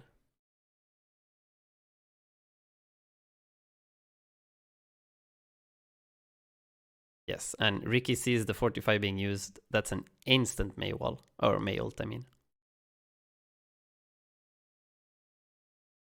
Oh wow, that was actually really fucking good trans usage from Fryu here. They get the rest out of it too. Yeah, they get the rest. They get the body block on the Orisa that was frozen. Really good trans usage. Oh, but then comes the pull hook, and that's a GG's.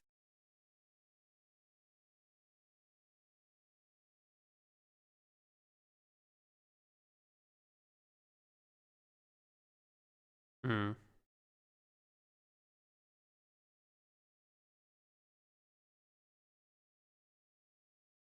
Yeah, I don't like having Pharah here. I'm okay with the Junkrat and the Hanzo. But Mei and Torb are probably better. That's the problem.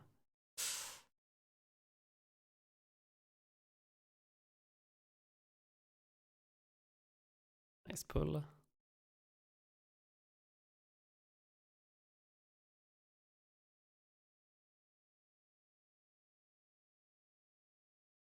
That That was a nice dragon. Now they're actually pushing in at the same time. And after the trans, huge tire.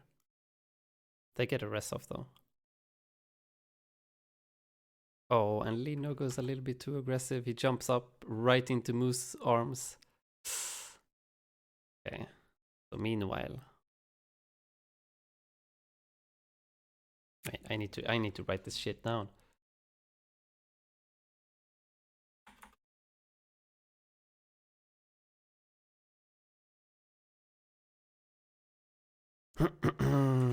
I have not been writing anything down. Why do I guess this is recorded, so whatever, I'm gonna have it saved, but yeah. Li Jiang Power.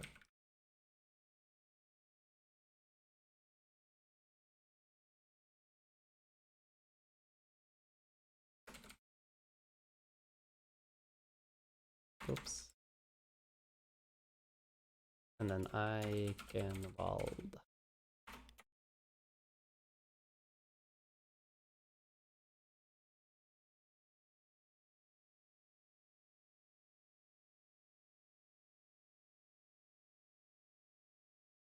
Okay, so Lino goes a little bit too aggressive. They had a great opportunity to win the game. They're gonna get the rest though. Is it enough? Moose gets wrecked. Looks like it's enough. They get it eventually in overtime. This is gonna be really interesting though. Now we get to the interesting part.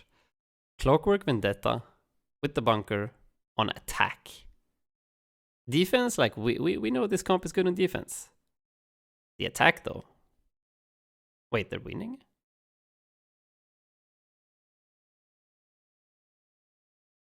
What? What? Hello? How did they go from this? They lose the Mercy, they lose the Orisa. What the hell? Still have Mercy Zen alive from Qlash? Heaven died. Oh no. Heaven and Lino are feeding. They're going way too aggressive. They're going way too aggressive. I think they got a... Like, yeah, you see this? Like, they want to push Payload. They think like, oh shit, we actually won. Nice, let's fucking go, guys. And then, oh shit, we're dying. Like, the only way you lose when you're like in a severe man advantage is by like splitting up and or like pushing too hard. It's like they have their main tank alive. They have the Orisa alive. There's no reason for them to be on point.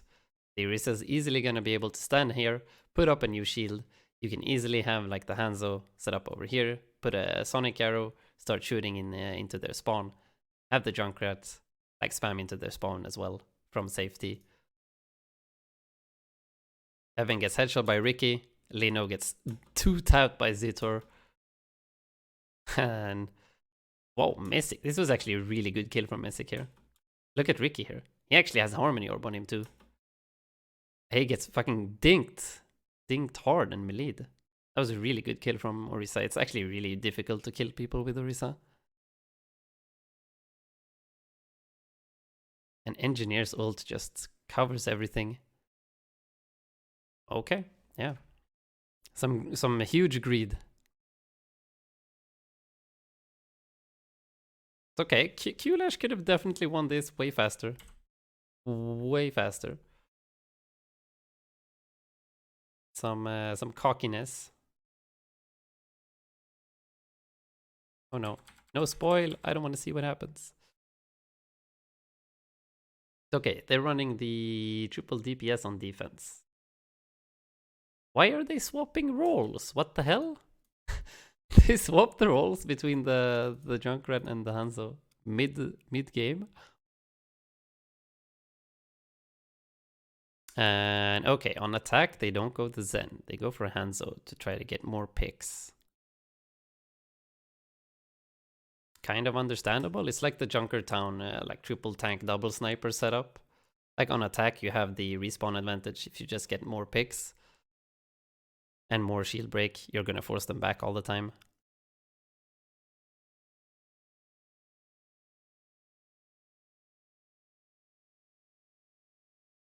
Oh, that was close. That was really close. So okay, they send the Hanzo right side while they send the entire bunker right side. Okay.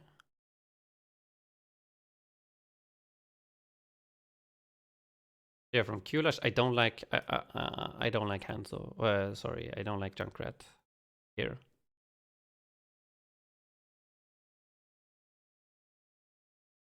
I think a Sombra would be great. Like once again, Sombra just being able to scout, maybe get a hack off onto like Hog or Mei, and then start shooting people. You don't even need to, like, you have a lot of space to use here on first point as the Sombra, so you're not in that much danger to die either. Like you hack this little mini, they don't have that to use anymore.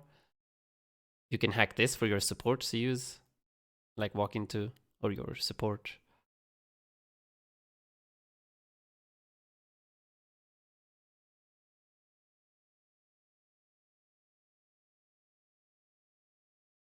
Would you not aim to hack Mercy as Sombra? Yeah.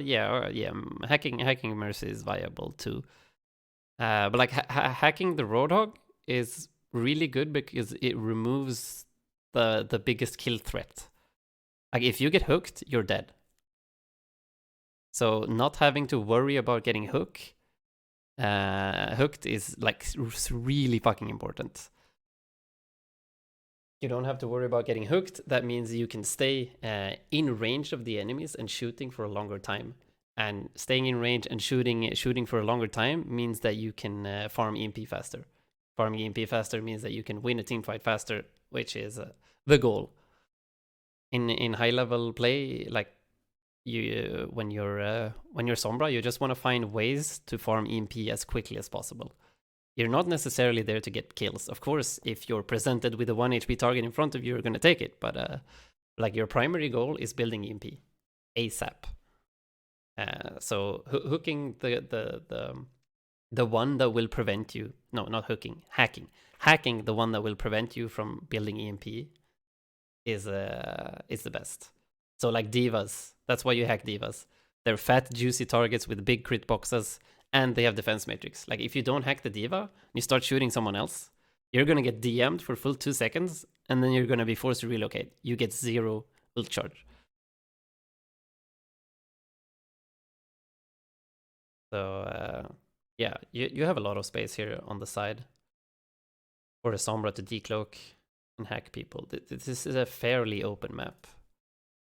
The Sombra is actually decent here. I'm not sure the Junkrat is very good.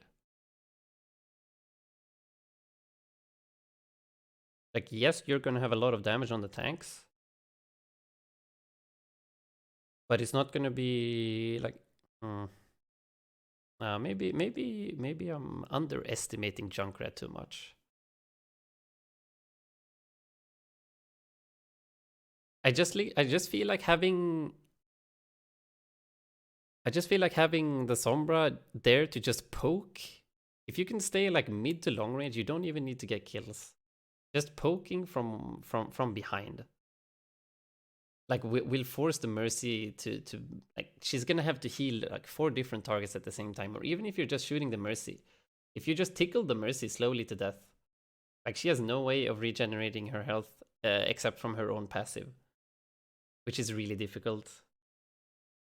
Like I feel like she's gonna be really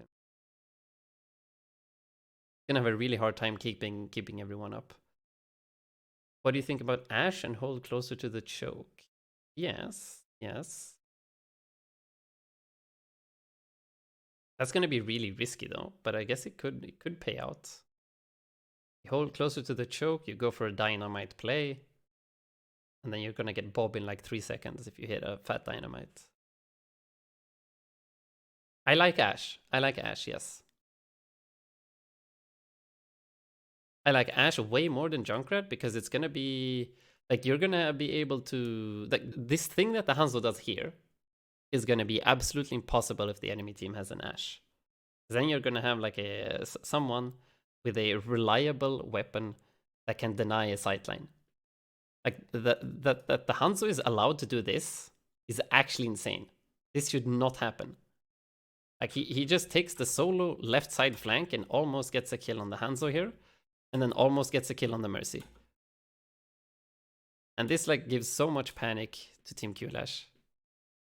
I guess they're not really panicking that much, but it was dangerous as fuck. And they still don't give a shit about him.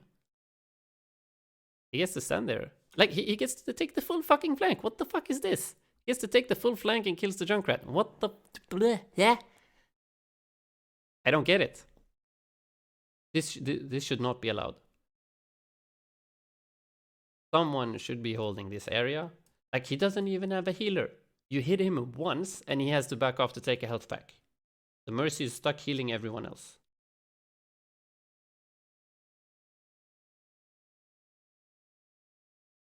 And they're happy with trading. I mean, yeah. Moose takes a random fucking ass flank. Holy shit.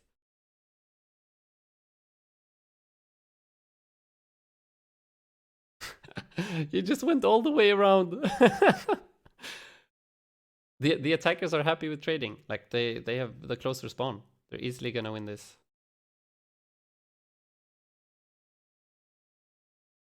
Yeah, no, for sure, for sure. But that's the problem with Junkrat. Like Junkrat can't really reliably hit like squishes that are standing in the open. But that's why I don't like having Junkrat. They're gonna get forced out of these or forced into these really weird positions.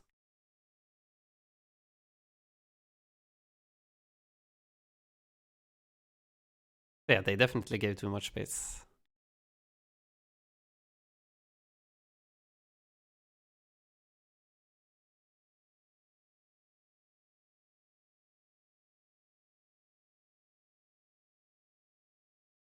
Okay, so now they're just pushing through.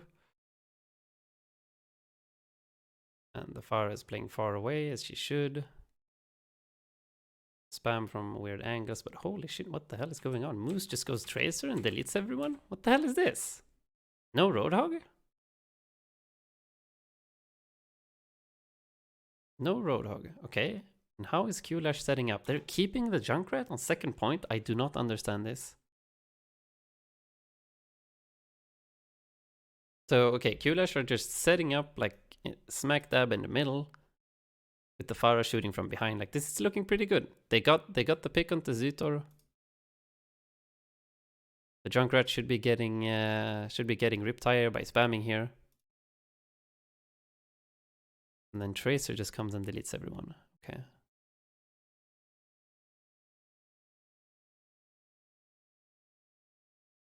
I guess maybe I like Chaos going or playing a little bit too defensive here.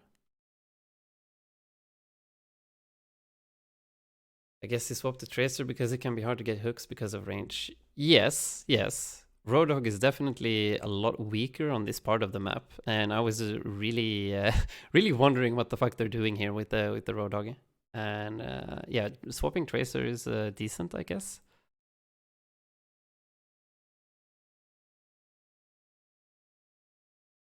Though it feels like Goats, honestly. Goats should win here on second point. Because they have to set up on Payload. They have to set up on Payload, and you, like, as soon as they take first point, I don't think playing Ghost on first point is a thing. Like, as soon as they get through here, you just drop down with Goats onto the Payload, and you start fighting. Like, if they're not gonna play a Hog, if they're gonna play a fucking Tracer, you're gonna win, easy game. I guess Mei ult is gonna be annoying, though. Goats with no ults against Mei ults and Torbolt might actually be suicide. Why not just keep playing triple DPS? Fuck it. And he would swap to Hog again. Yeah, you're right.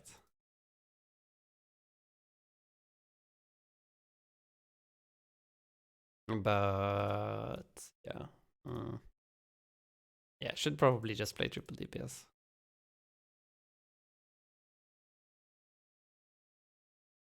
I just don't like playing triple DPS on when defending payload maps, because the problem is you don't have card presence. I guess you have the Orisa, but I mean, like this is what happens. I guess the Pharah wasn't aggressive enough. Pharah could have been more aggressive for sure. Engineer and Pharah, they trade. And now Moose is gonna delete. Damn, Moose popping off on the Tracer. He gets like a 5k.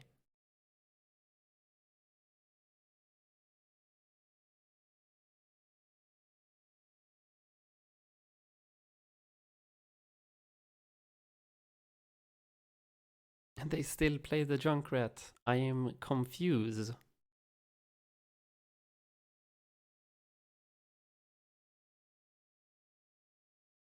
Yeah, Torb Turret is pretty good against Junkrat Tire. Oh yeah, okay. Moose is not a Tracer player. Oh shit. That was definitely...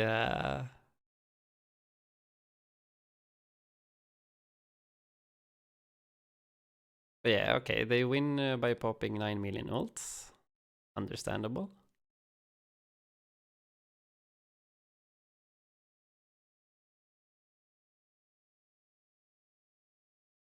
Wait, how do you get the Orisa up there? Fuck.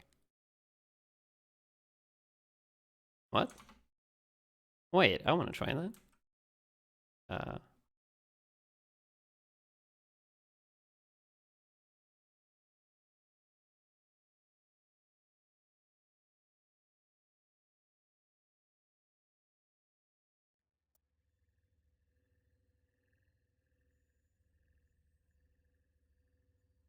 You can jump on the wall? I wanna try this shit. Maps, I can mold. I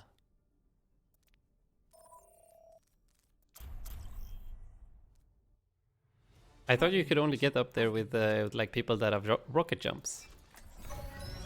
Your safety is my primary concern. I didn't think you could get up there with like anyone. Like, do you jump up here? Oh shit! I fucked up. Wow. Huh. Huh. You learn something new every day. I thought you needed like rocket jumps, like like Zaryas or like soldiers. But I guess it's it's done on purpose like this so that anybody should be able to jump up here. Come on, dude. Okay, cool.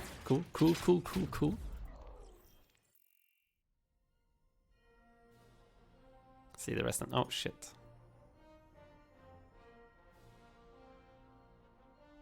Oh, close one.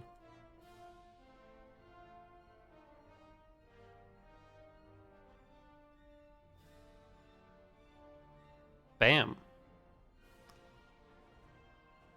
So the crossfire angle. Oh no, he didn't get the kill on the moose. So yeah, they have the Pharah Mercy in the castle, they have the Widow on the right, and then they have the Junkrat with the Orisa. Yeah.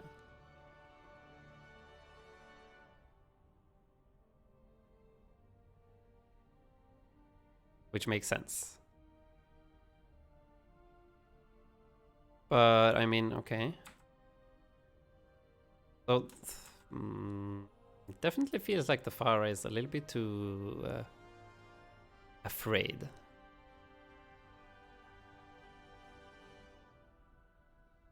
Like the Orisa's getting pushed hard as fuck, but then you have like Junkrat, Mercy, Pharah over here against the solo hog, and like he doesn't even die.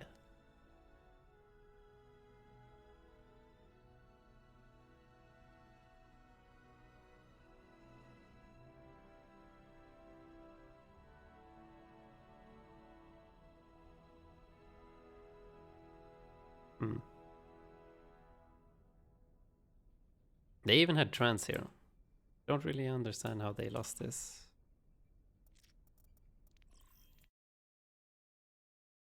So engineer got headshot, he dies. The Hanzo comes in from a flank from like inside castle, yeah.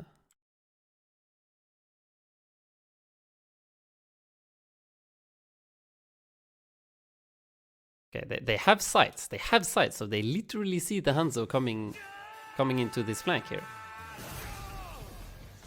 They know that that he's coming. I guess the Junkrat is just cocky, goes for the duel and loses it. It looks like it, yeah. Because they had sights. They knew it. Thank you for the follow, Shaylock. I'm baffled. They should have swapped, yeah, they should have swapped Junk like 10 years ago. They still haven't even used Riptire. Or wait, no, they did use Riptire. He got a new one. Yeah, he just got it. Never mind. Sorry, my bad.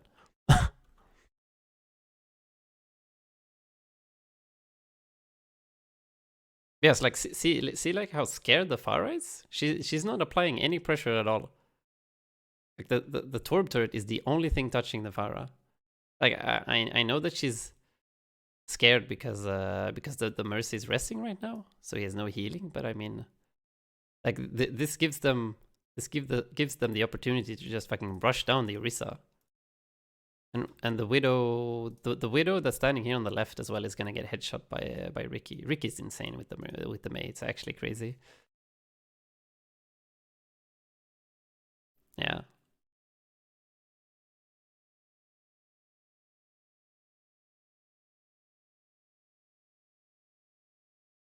Okay, so weird flanks gives them the victory once again. I'm starting to see a pattern. They're flanking in weird, like weird situations, and it catches people off guard. So now the Junkrat is good. Now the Junkrat is fine. Now they swap the Ashe to an Ashe. Wait, what? The Widow to an Ashe. Sorry. My brain is not working as usual. Okay, so they get the pull, they get a headshot. They're still sticking on the Hanzo. They don't give a shit about the Zen, okay?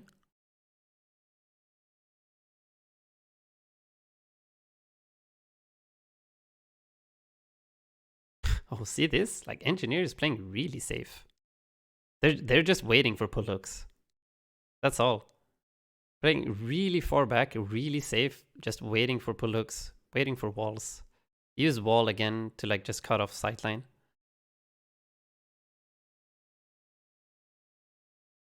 And here comes the Torbolt. Huh. Okay, like how do you deal with that? Because Qlash should, like in theory, have more like shield break.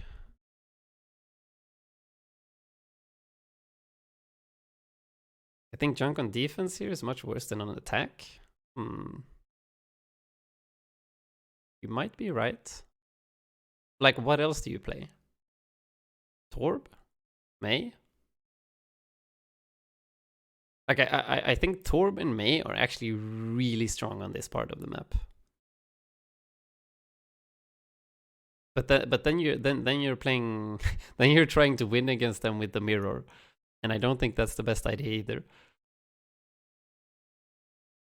Yeah, or another tank. Yeah, like the Roadhog. You need those pull hook combos. They're fucking insane.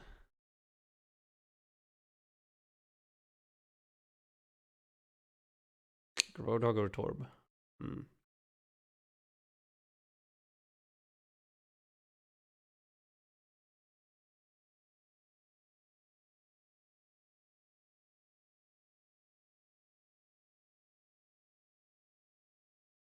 Okay, I don't think Junkrat is that bad. But I see your point. I think a Roadhog is definitely better than a Junkrat. You get the pull hook combos. You get some more ability to like move forward. Because Qlash are just getting pushed back here all the time. They can never move forward because they're always afraid of getting pull hooked or walled off.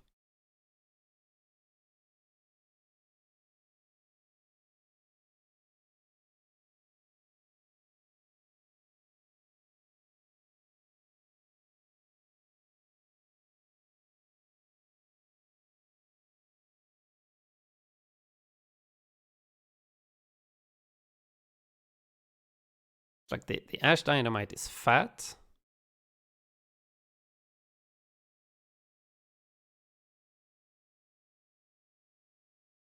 Qlash for some reason have like swapped their roles like 10 million times.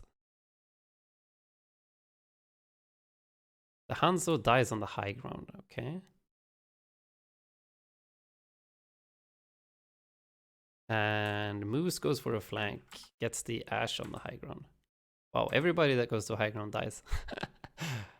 Like the Hanzo's on the high ground now. He dies to Ricky headshot. And then Moose goes for a flank. And the Ash dies. More people die. Yeah, they kind of just died to the Orisa ult. Really well played Orisa ult forces Qlash back into a really awkward position. And then they slowly take more space until Moose can get a flank off. Pretty much it. And Ricky, of course, hitting crazy shots. Whoops. Okay.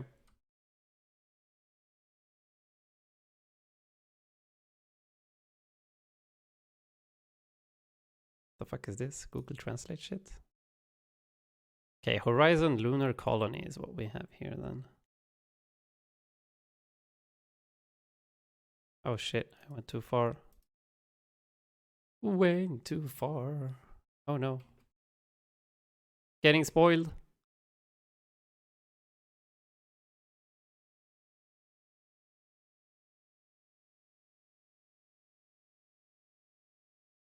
Widow on third point? I do not agree.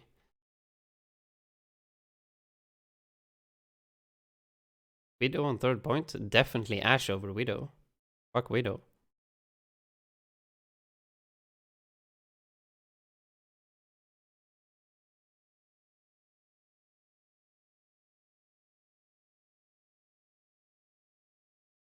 D.Va second tank? No, D.Va's not good enough, unfortunately. Or maybe she actually is.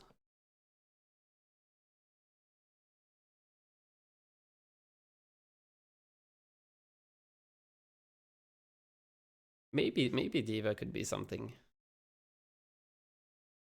I mean, it would at least protect you from the pull hooks, but it would not give you any kill potential yourself. Like yes, you can get halt hooked, but you can't kill them either. Like D.Va has she has decent shield break, and she has like okay burst with the micro missiles, but it's not enough. Like it's not like hitting a hook and getting an insta free kill. So in that case, I think just having a Roadhog is really fucking good. I think you should play Roadhog. Yeah, and Ricky's insane at denying divas as well. Like you're gonna get frozen and demeched fucking instantly. You're never gonna be able to fly in or do anything. So either like a third DPS, yes, or Symmetra. Is Symmetra gonna be good? Maybe. You're not gonna get any value out of the teleporter. No, I don't think Symmetra is good. Bastion? Could Bastion be good? No. No, you're gonna get Maywalled. You're gonna get hooked.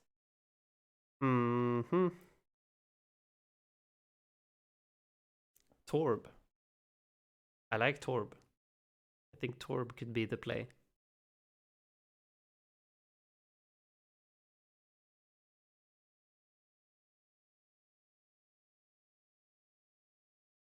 I'm gonna have to think some more about that. I'm actually not sure. Like Orisa Hog. I think Orisa Hog also going for pulls. Orisa Hog and then Hanzo Ash.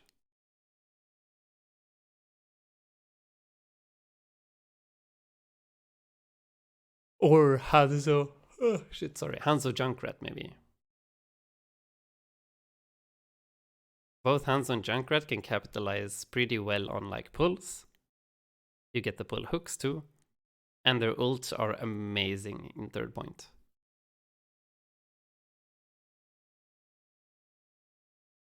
Okay, I'm gonna have to think more about that.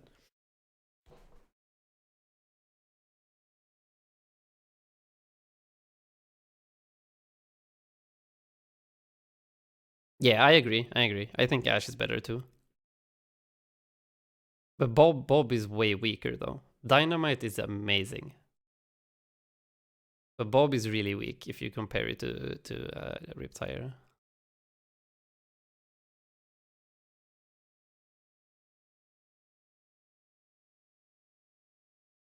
Come on, man.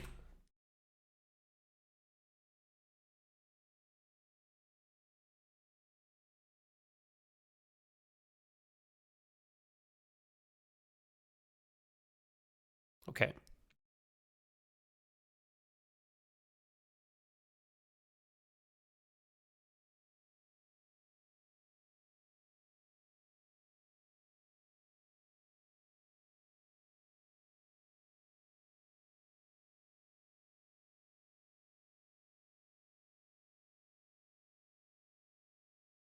How is it going with your new team, by the way? What was the team that you joined again? I don't remember.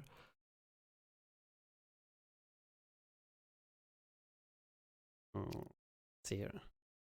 They're playing the same. Qlash are playing the Widow Hanzo Bara. Yeah, you Ajin.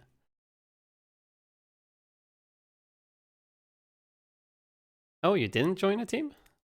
Unlucky. Why not? Did you just not like any of the teams you trialed for, or?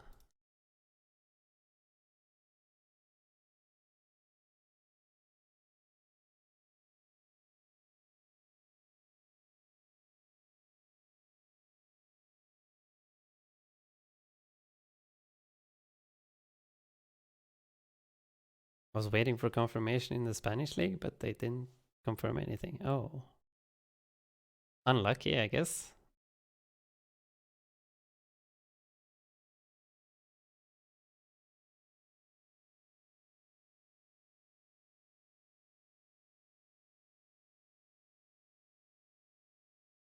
In the middle of nowhere. Oh. Unlucky, dude. Unlucky, dude. Just gotta go for that LFT again. It's unfortunate, but it is what it is. You're gonna find a team in no time. I believe in you. You had a really solid main tank, dude. Okay, so they just spam down the shield. They move forward. And Minimi is gonna overextend.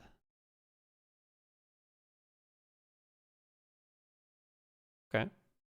That was a pretty decent push from Qlash. They get the rest though. Oh, but the Mercy dies for it. Okay. So yeah, okay. This time they play with the Zen.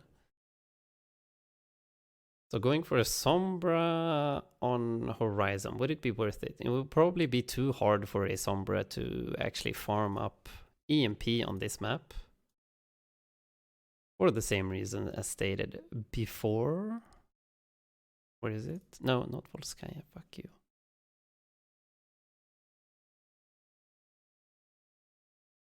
Horizon, there we go. It's like, yes, most teams are gonna set up here. Sombra only has like 2 locations where she can decloak. It's like here, or maybe like here, behind this little thingy. But you're gonna have like a Torb turret here that's gonna instantly lock onto you. You're gonna have like hook threats. You could have a Sombra decloak like on the point and force the hog. to contest. That's maybe decent, maybe worth it. I like having Sombra on this point. But they're going for like Widow for even more damage, and like being able to delete the Orisa like they just did is only possible because they had the Widow.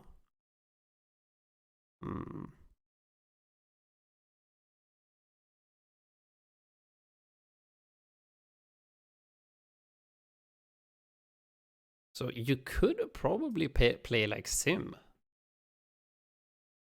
Probably play Sim here and like teleport to point. Would that be impossible? Like, yes, they would try to hit like halt hooks here.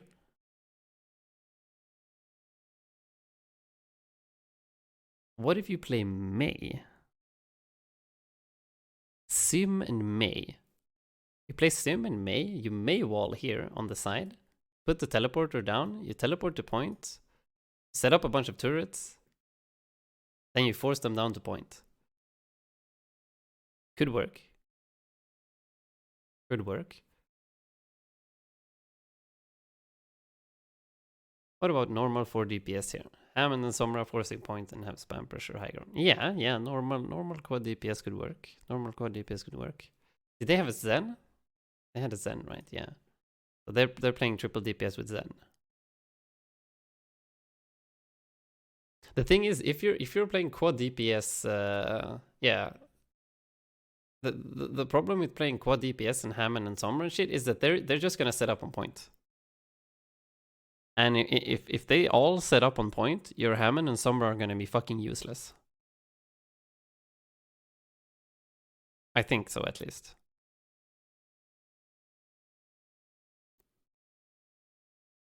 I'm not sure about that.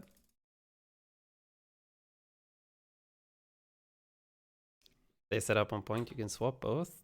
Yeah, but if you go and swap, then they can see instantly when you swap.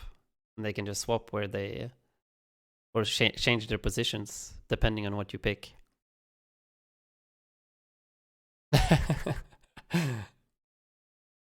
Okay, we're getting a bunch of pickups here. This is looking good for Qlash.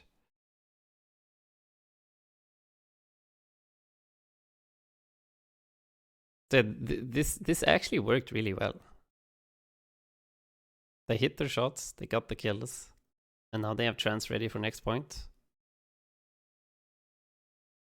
They could probably brute force this. Having someone force point is better. Yes, I agree. Like if they set up here, for sure, having someone force point just makes life so much easier.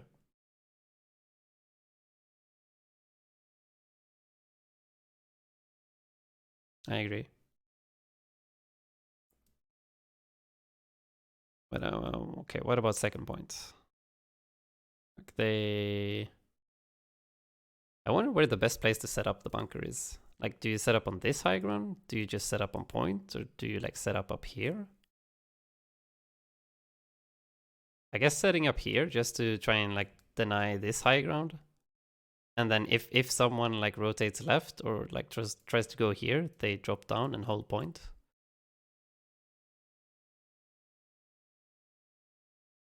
You can probably just set up point actually. They don't need high grounds.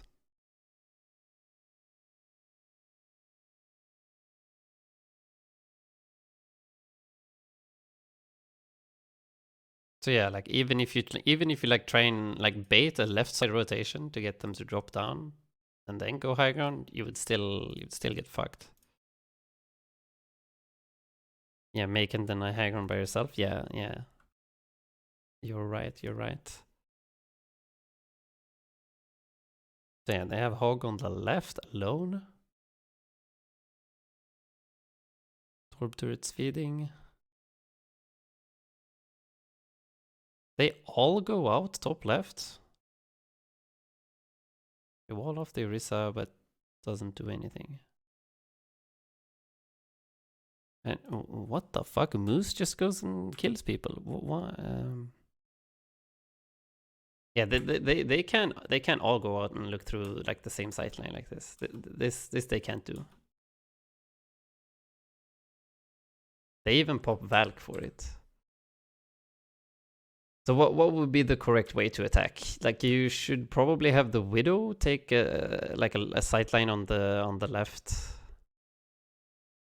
They can't be shooting from the same sightlines like all of them. They need to have like the Widow stand here, shoot like this, and have like the Hanzo with the point with the team shoot like this. Maybe have someone over here for a third, and the Widow can like try to take this this mega and even get another angle. If she gets pushed, she has like a hook or grapple hook to get back.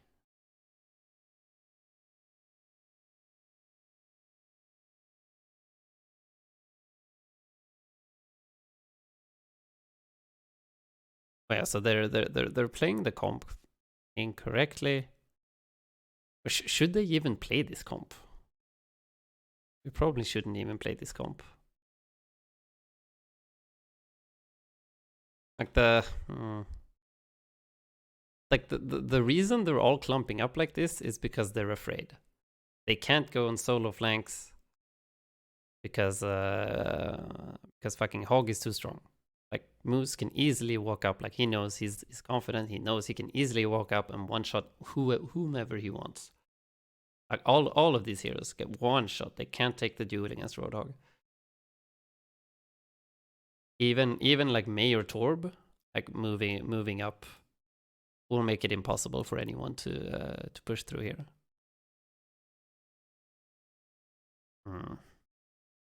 I don't like Horizon second point. Holy shit, it actually aids.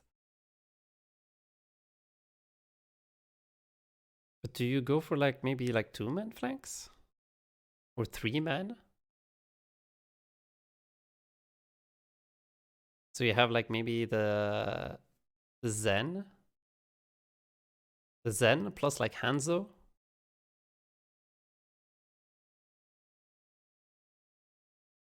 Probably swap the Pharah. I don't like Pharah here. What the hell do you run?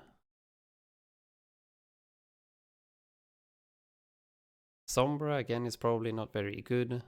I'm trying to integrate the Sombra all the time. I'm not sure why. I like Sombra though, but Sombra will probably not be good here either. I feel like Ashe is pretty good again.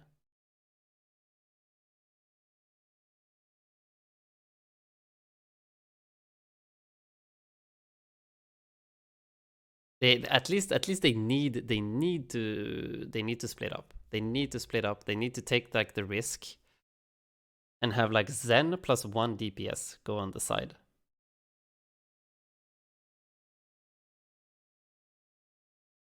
So that you pressure out Moose. Like you have to pressure out Moose. This is the problem.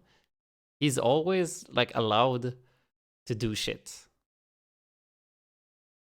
He needs to be low HP. He needs to be discorded. He needs to get pressured so that he can't take flanks. And then you need to take the flanks for yourself. Even if it takes like 2 or 3 heroes. I think it's worth it. And then you like, while you're doing this, you sacrifice your Orisa a little bit. Like the Orisa's only bait. That's the thing. The Orisa's only bait in like triple DPS compositions. The Orisa is just there to stall for as long as possible. To like survive. It's the same thing with Ball. Ball is also just bait. That's why quad and triple DPS are usually run with Ball. But Ball is pretty much impossible to play into this because as soon as you like run into them, you have Hook, you have a fucking Shotgun Torb, and you have Freeze. So you're gonna instantly die as soon as you get close to them. So you can't play Ball into this. That's why most teams have started opting for an Orisa against this. Ball is amazing against goats, so that's why people play Ball.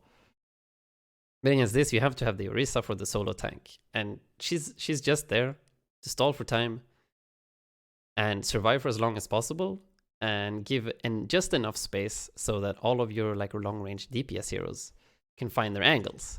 But there are no angles to find like this. So you have to take the risk. Like you have to actually like slowly take flanks, slowly start pressuring these sides here, even if they have like even if they have Hog and like the Torb trying to take side angles like this. Are you sure that you need solo tank? No, of course you can. You can play a Hog of your own. I don't think they can run this comp because Moose and Ricky can deny flanks by themselves. Even Engineer can. Yes, yes. I think you need to hog yourself to deny enemy flanks. Okay. Yeah. I think a hog is good, yes.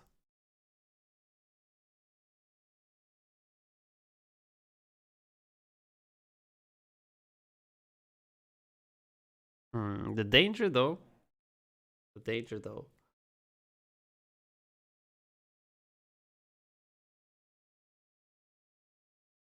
Yeah, I think playing Ashe instead of the Pharah here.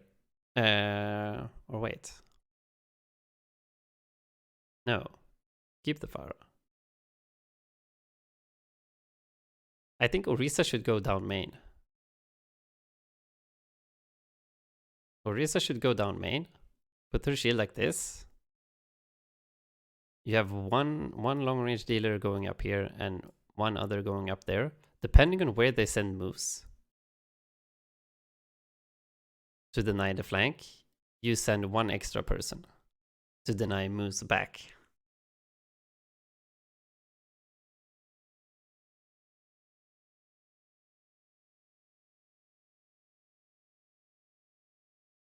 You can push on the right side so that the wall isn't that effective.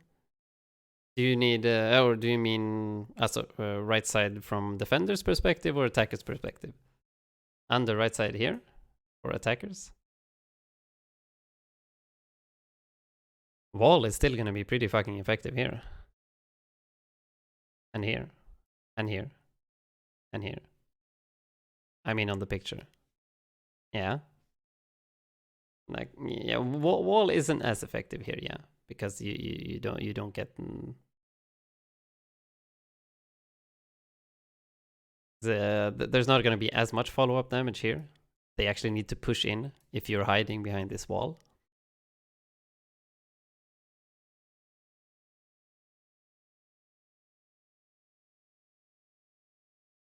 Yeah.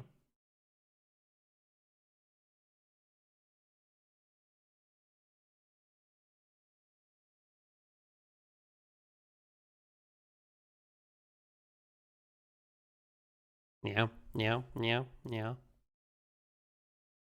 Could be good, could be good.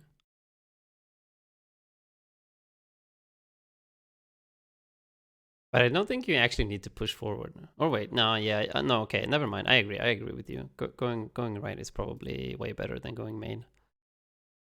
Okay, you send your Orisa here. Maybe you have like Ashe or Widow stand like super far back so that even if Moose pushes forward, you see this and you can react to it. It's like Widow or Ashe over here. They get the sightline of the point. And then you have... Zen should probably be standing either... do you have the Mercy with the DPS over here? The problem here is that Mercy can't fly around. Like the reason Mercy is so good on some of the on some of these points here is that like Mercy can usually like be standing in the middle and then choose like if she wants to fly here, or if she wants to fly here, or if she wants to fly here. But there are so many walls that like cuts everything off. So Mercy is gonna be forced to choose one spot and only follow that person.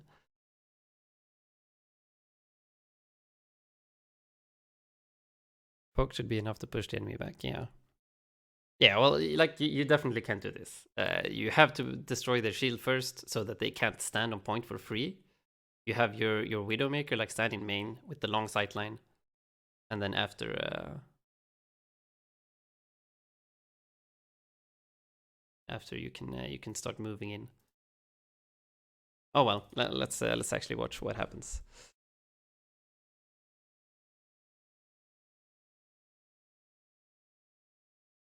Okay, so Moose gets a free pick on Heaven in main. I definitely think either Ashe or Widow should be standing main because it's the like the longest straight sightline, and it's the one that Moose will probably look to hook through. So Widow or Ashe stand there. Then you have the Orisa push right. That way she's a little bit safer. She can get walled off, yes, but it's harder to actually commit onto it. And then you have, do you have the Zen with the Orisa? You probably do. Probably do have the Zen with the Orisa so that you can like trance in case they may ult the Orisa. And then you have like Mercy Hanzo up here. I think that's the play actually. Hello, Newting. How you doing, man?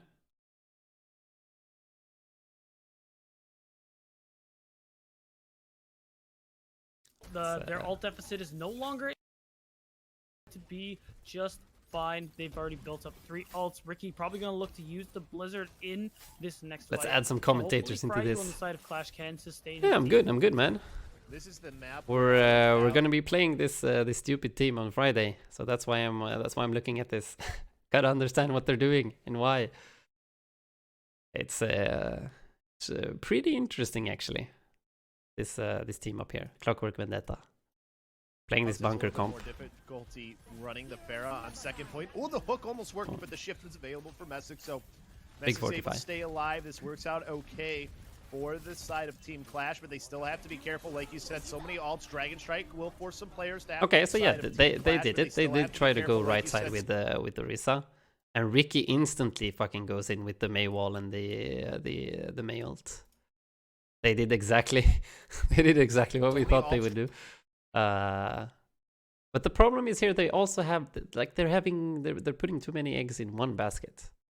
It's like yes, they have someone top right. Like who the fuck Dragon is that? Strike will force. Okay, yes, they have the Widow. They have the Widow top right. Then they have the Pharah like up here. Who the hell is this? I can't see who this is. And who the hell is this? Is that Hanzo? Some players to have to spread out, but the Oh, Blizzard huge hook on the perfectly Zen. placed No, that and was the moves, Mercy. Okay. flanking around to get the supports. 2 are not protected because of that perfect wall, and it's a clean fight win for Clockwork Vendetta. Interesting that Qlash only opt to commit the Dragon in that strike. They know Heaven's going to get it back quickly, and To get some players to this side of Team Messick, so Messick's able to stay alive. This works out okay for this side of Team Qlash. Yeah, but no, they still okay. have to be careful, like you said. So Heaven is standing on the right with the Orisa. Okay. And Ricky just goes in alone. He literally fucking walks in alone into 4 people. But I guess they cut off the Zen and the Mercy, so the supports can't help. many ults. Dragon Strike will force some players to have to spread out, but the Blizzard perfectly placed and moves, flaking around to get the supports. So no trance available to help them survive the Mei ult. Okay. Yeah, so that's just discipline. Like they had time to walk in there together. So that was another pretty big misplay from Qlash. The Dragon in that strike. It is try their other ultimates, like the Rocket Barrage, like the Supercharger, especially with this pick on Engineer. So the pick will Supercharger. Okay, so now they do it again. They walk right side. Oh, wait, what? Yeah, they walk right side. Mythic pops Supercharger, and Ricky is really fast. Like he's instantly here again, ready to wall off. So the pick will. Wow. Okay. But yeah, Ricky definitely overextends here. Force out. Well, actually, no, they're not even going to be able to get the res, but it doesn't matter. Whole hog. Lino down. Barrage coming out, but quickly taken care of by Zytor. And another kill for Zytor. Zytor popping off, dude. Oh my god. Again, clean up these players who are going to try and escape. Ooh, Ricky just missing that icicle onto the Mercy. Wow. Zytor. Ricky's actually crazy. This guy unstoppable on the Zenyatta. Look at, you saw that aggressive positioning he took there to try to finish off the kill. And again, so yeah, once again, like the Supercharger. Maybe make space for Team someone Qlash died, right? to Engineer dies here. Like the Rocket Barrage, like the Supercharger. Engineer gets killed. That's huge. Moose reacts, starts walking for the flank. Lino should not be standing here anymore. Like it is obvious, but it's gonna get pushed. Oh no, wait, he doesn't stand there. How the hell does? No, oh yeah, look, she actually does try it. Well, actually, no, they're not even going Moose to be instantly goes for a whole hog here. Matter, whole hog. Lino down, Barrage coming out, but the quickly taken from a care weird of by angle. Zytor. Another kill for Zytor, and now they can just push. Mercy not even being with the Pharah when she goes for a barrage. It doesn't look like they have a plan. It doesn't look like they have a plan for where to go and what to do. They're kind of to the point, doing it on the fly. They're gonna have to get off because of a quick game of the floor is lava.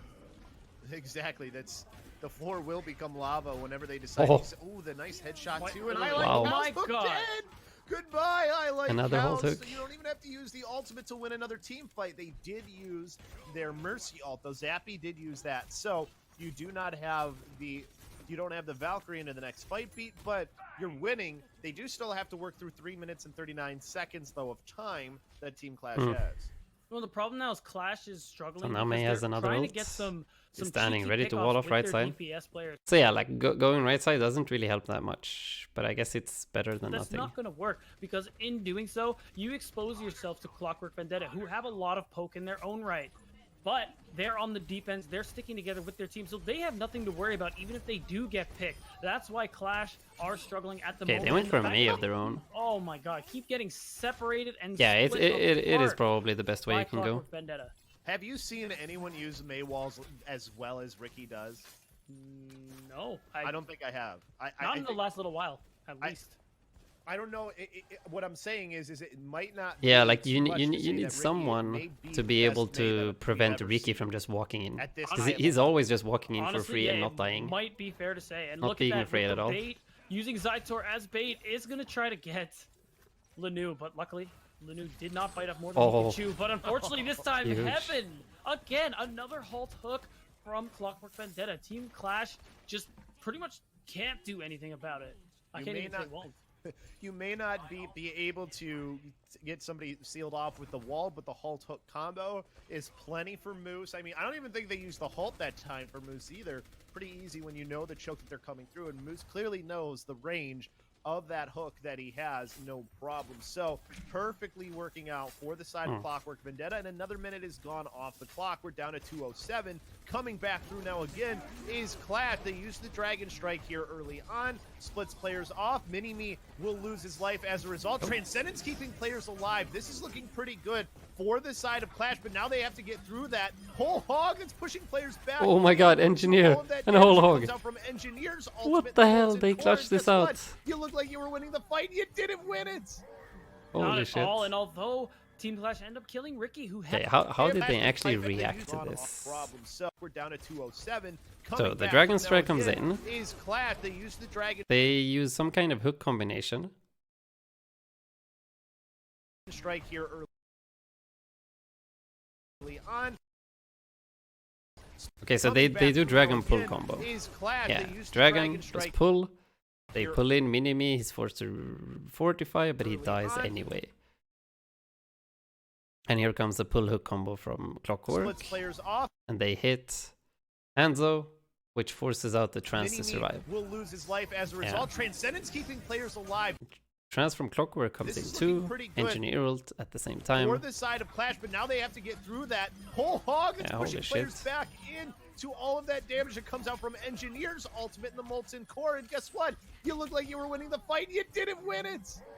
Not at all, and although Team Qlash ended up killing Ricky, who had the Blizzard, it didn't even matter. Clockwork still had a bunch of other strong ults to use. The whole hog with the Molten Core was enough to take down members of Team Qlash. And again, Clockwork has a comp where even if they're a man or two down, they can win. So if they're even, Yeah, so you would probably play on attack here. Orisa Hog. Ash or Widow? Ash, probably. Ash, Hanzo, Mercy.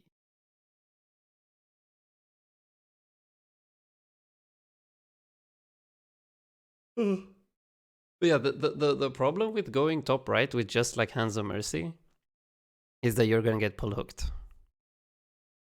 You're gonna get pull hooked and there's not much you can do about it. So maybe just going all right side. And the sight lines are long.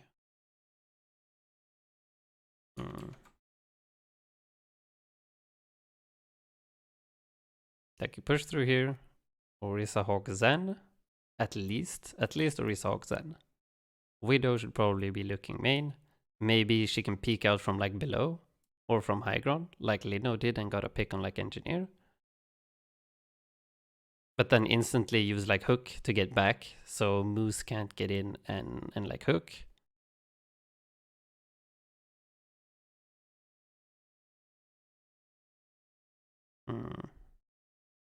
Because the thing is, like, even if you get through this choke for free and you can set up here, you still have to get through this one. Like, as soon as you step forward here, you're gonna get walled off here as well. Or same thing, like if you go all the way this way, you're gonna get walled off here. Like wherever you go, you have to deal with the wall. You don't need to, you have spam. Yeah, but like how are you gonna get the Mei away from this spot? Like you can't force the Mei out here. Or I guess you can. I guess you can put your Risa shield here and then you halt the Mei. You threaten the Mei with the halt hook. And I guess she has to get the fuck out.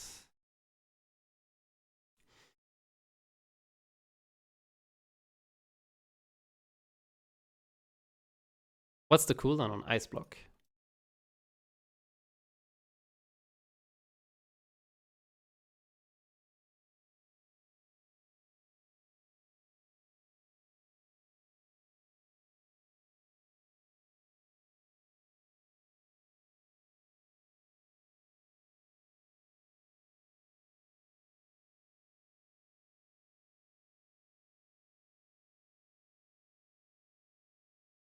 Come on, man.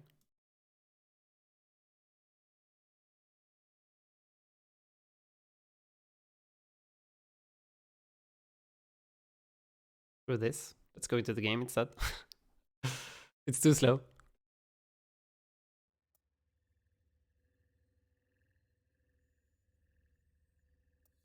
Training. Practice.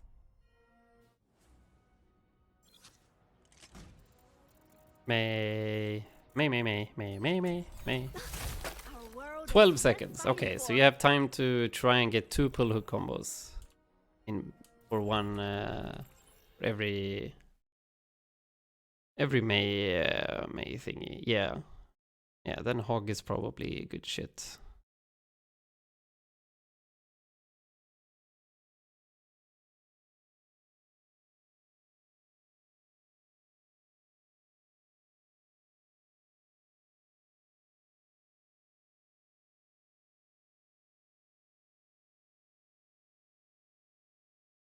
What if you go Ana instead of Zen?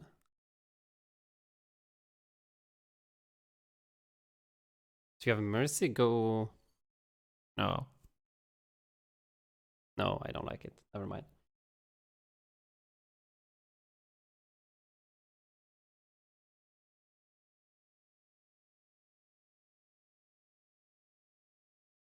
I think you need trance. Yeah. Or like trance is good. I guess trance is really good to survive. Like Mei ult,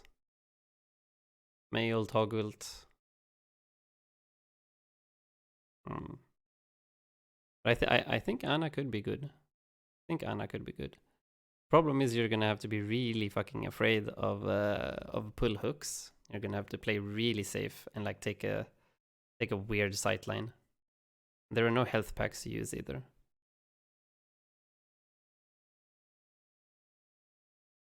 Yeah, I was just thinking like if you move forward like with the Risa Hog here, you have the Risa shield, you have a Risa Hog, you have like Mercy Hanzo, and then you have like a Widow standing here that has the opportunity to go below and like peek out from here if she wants. And then you can have the Ana, like as soon as these guys starts pushing and like the Orisa shield, if they're set up on point, as soon as this Orisa shield gets low, yeah, like Widow can definitely go top as well. Widow can definitely go top as well, but like going top is very dangerous because they can pull hook combo. Like they can pull a hook combo as soon as you peek top. So it's really dangerous. So this is like the ultra safe one where you can help with shield break. And then after you've helped with shield break, you try to go for a flank, like right side.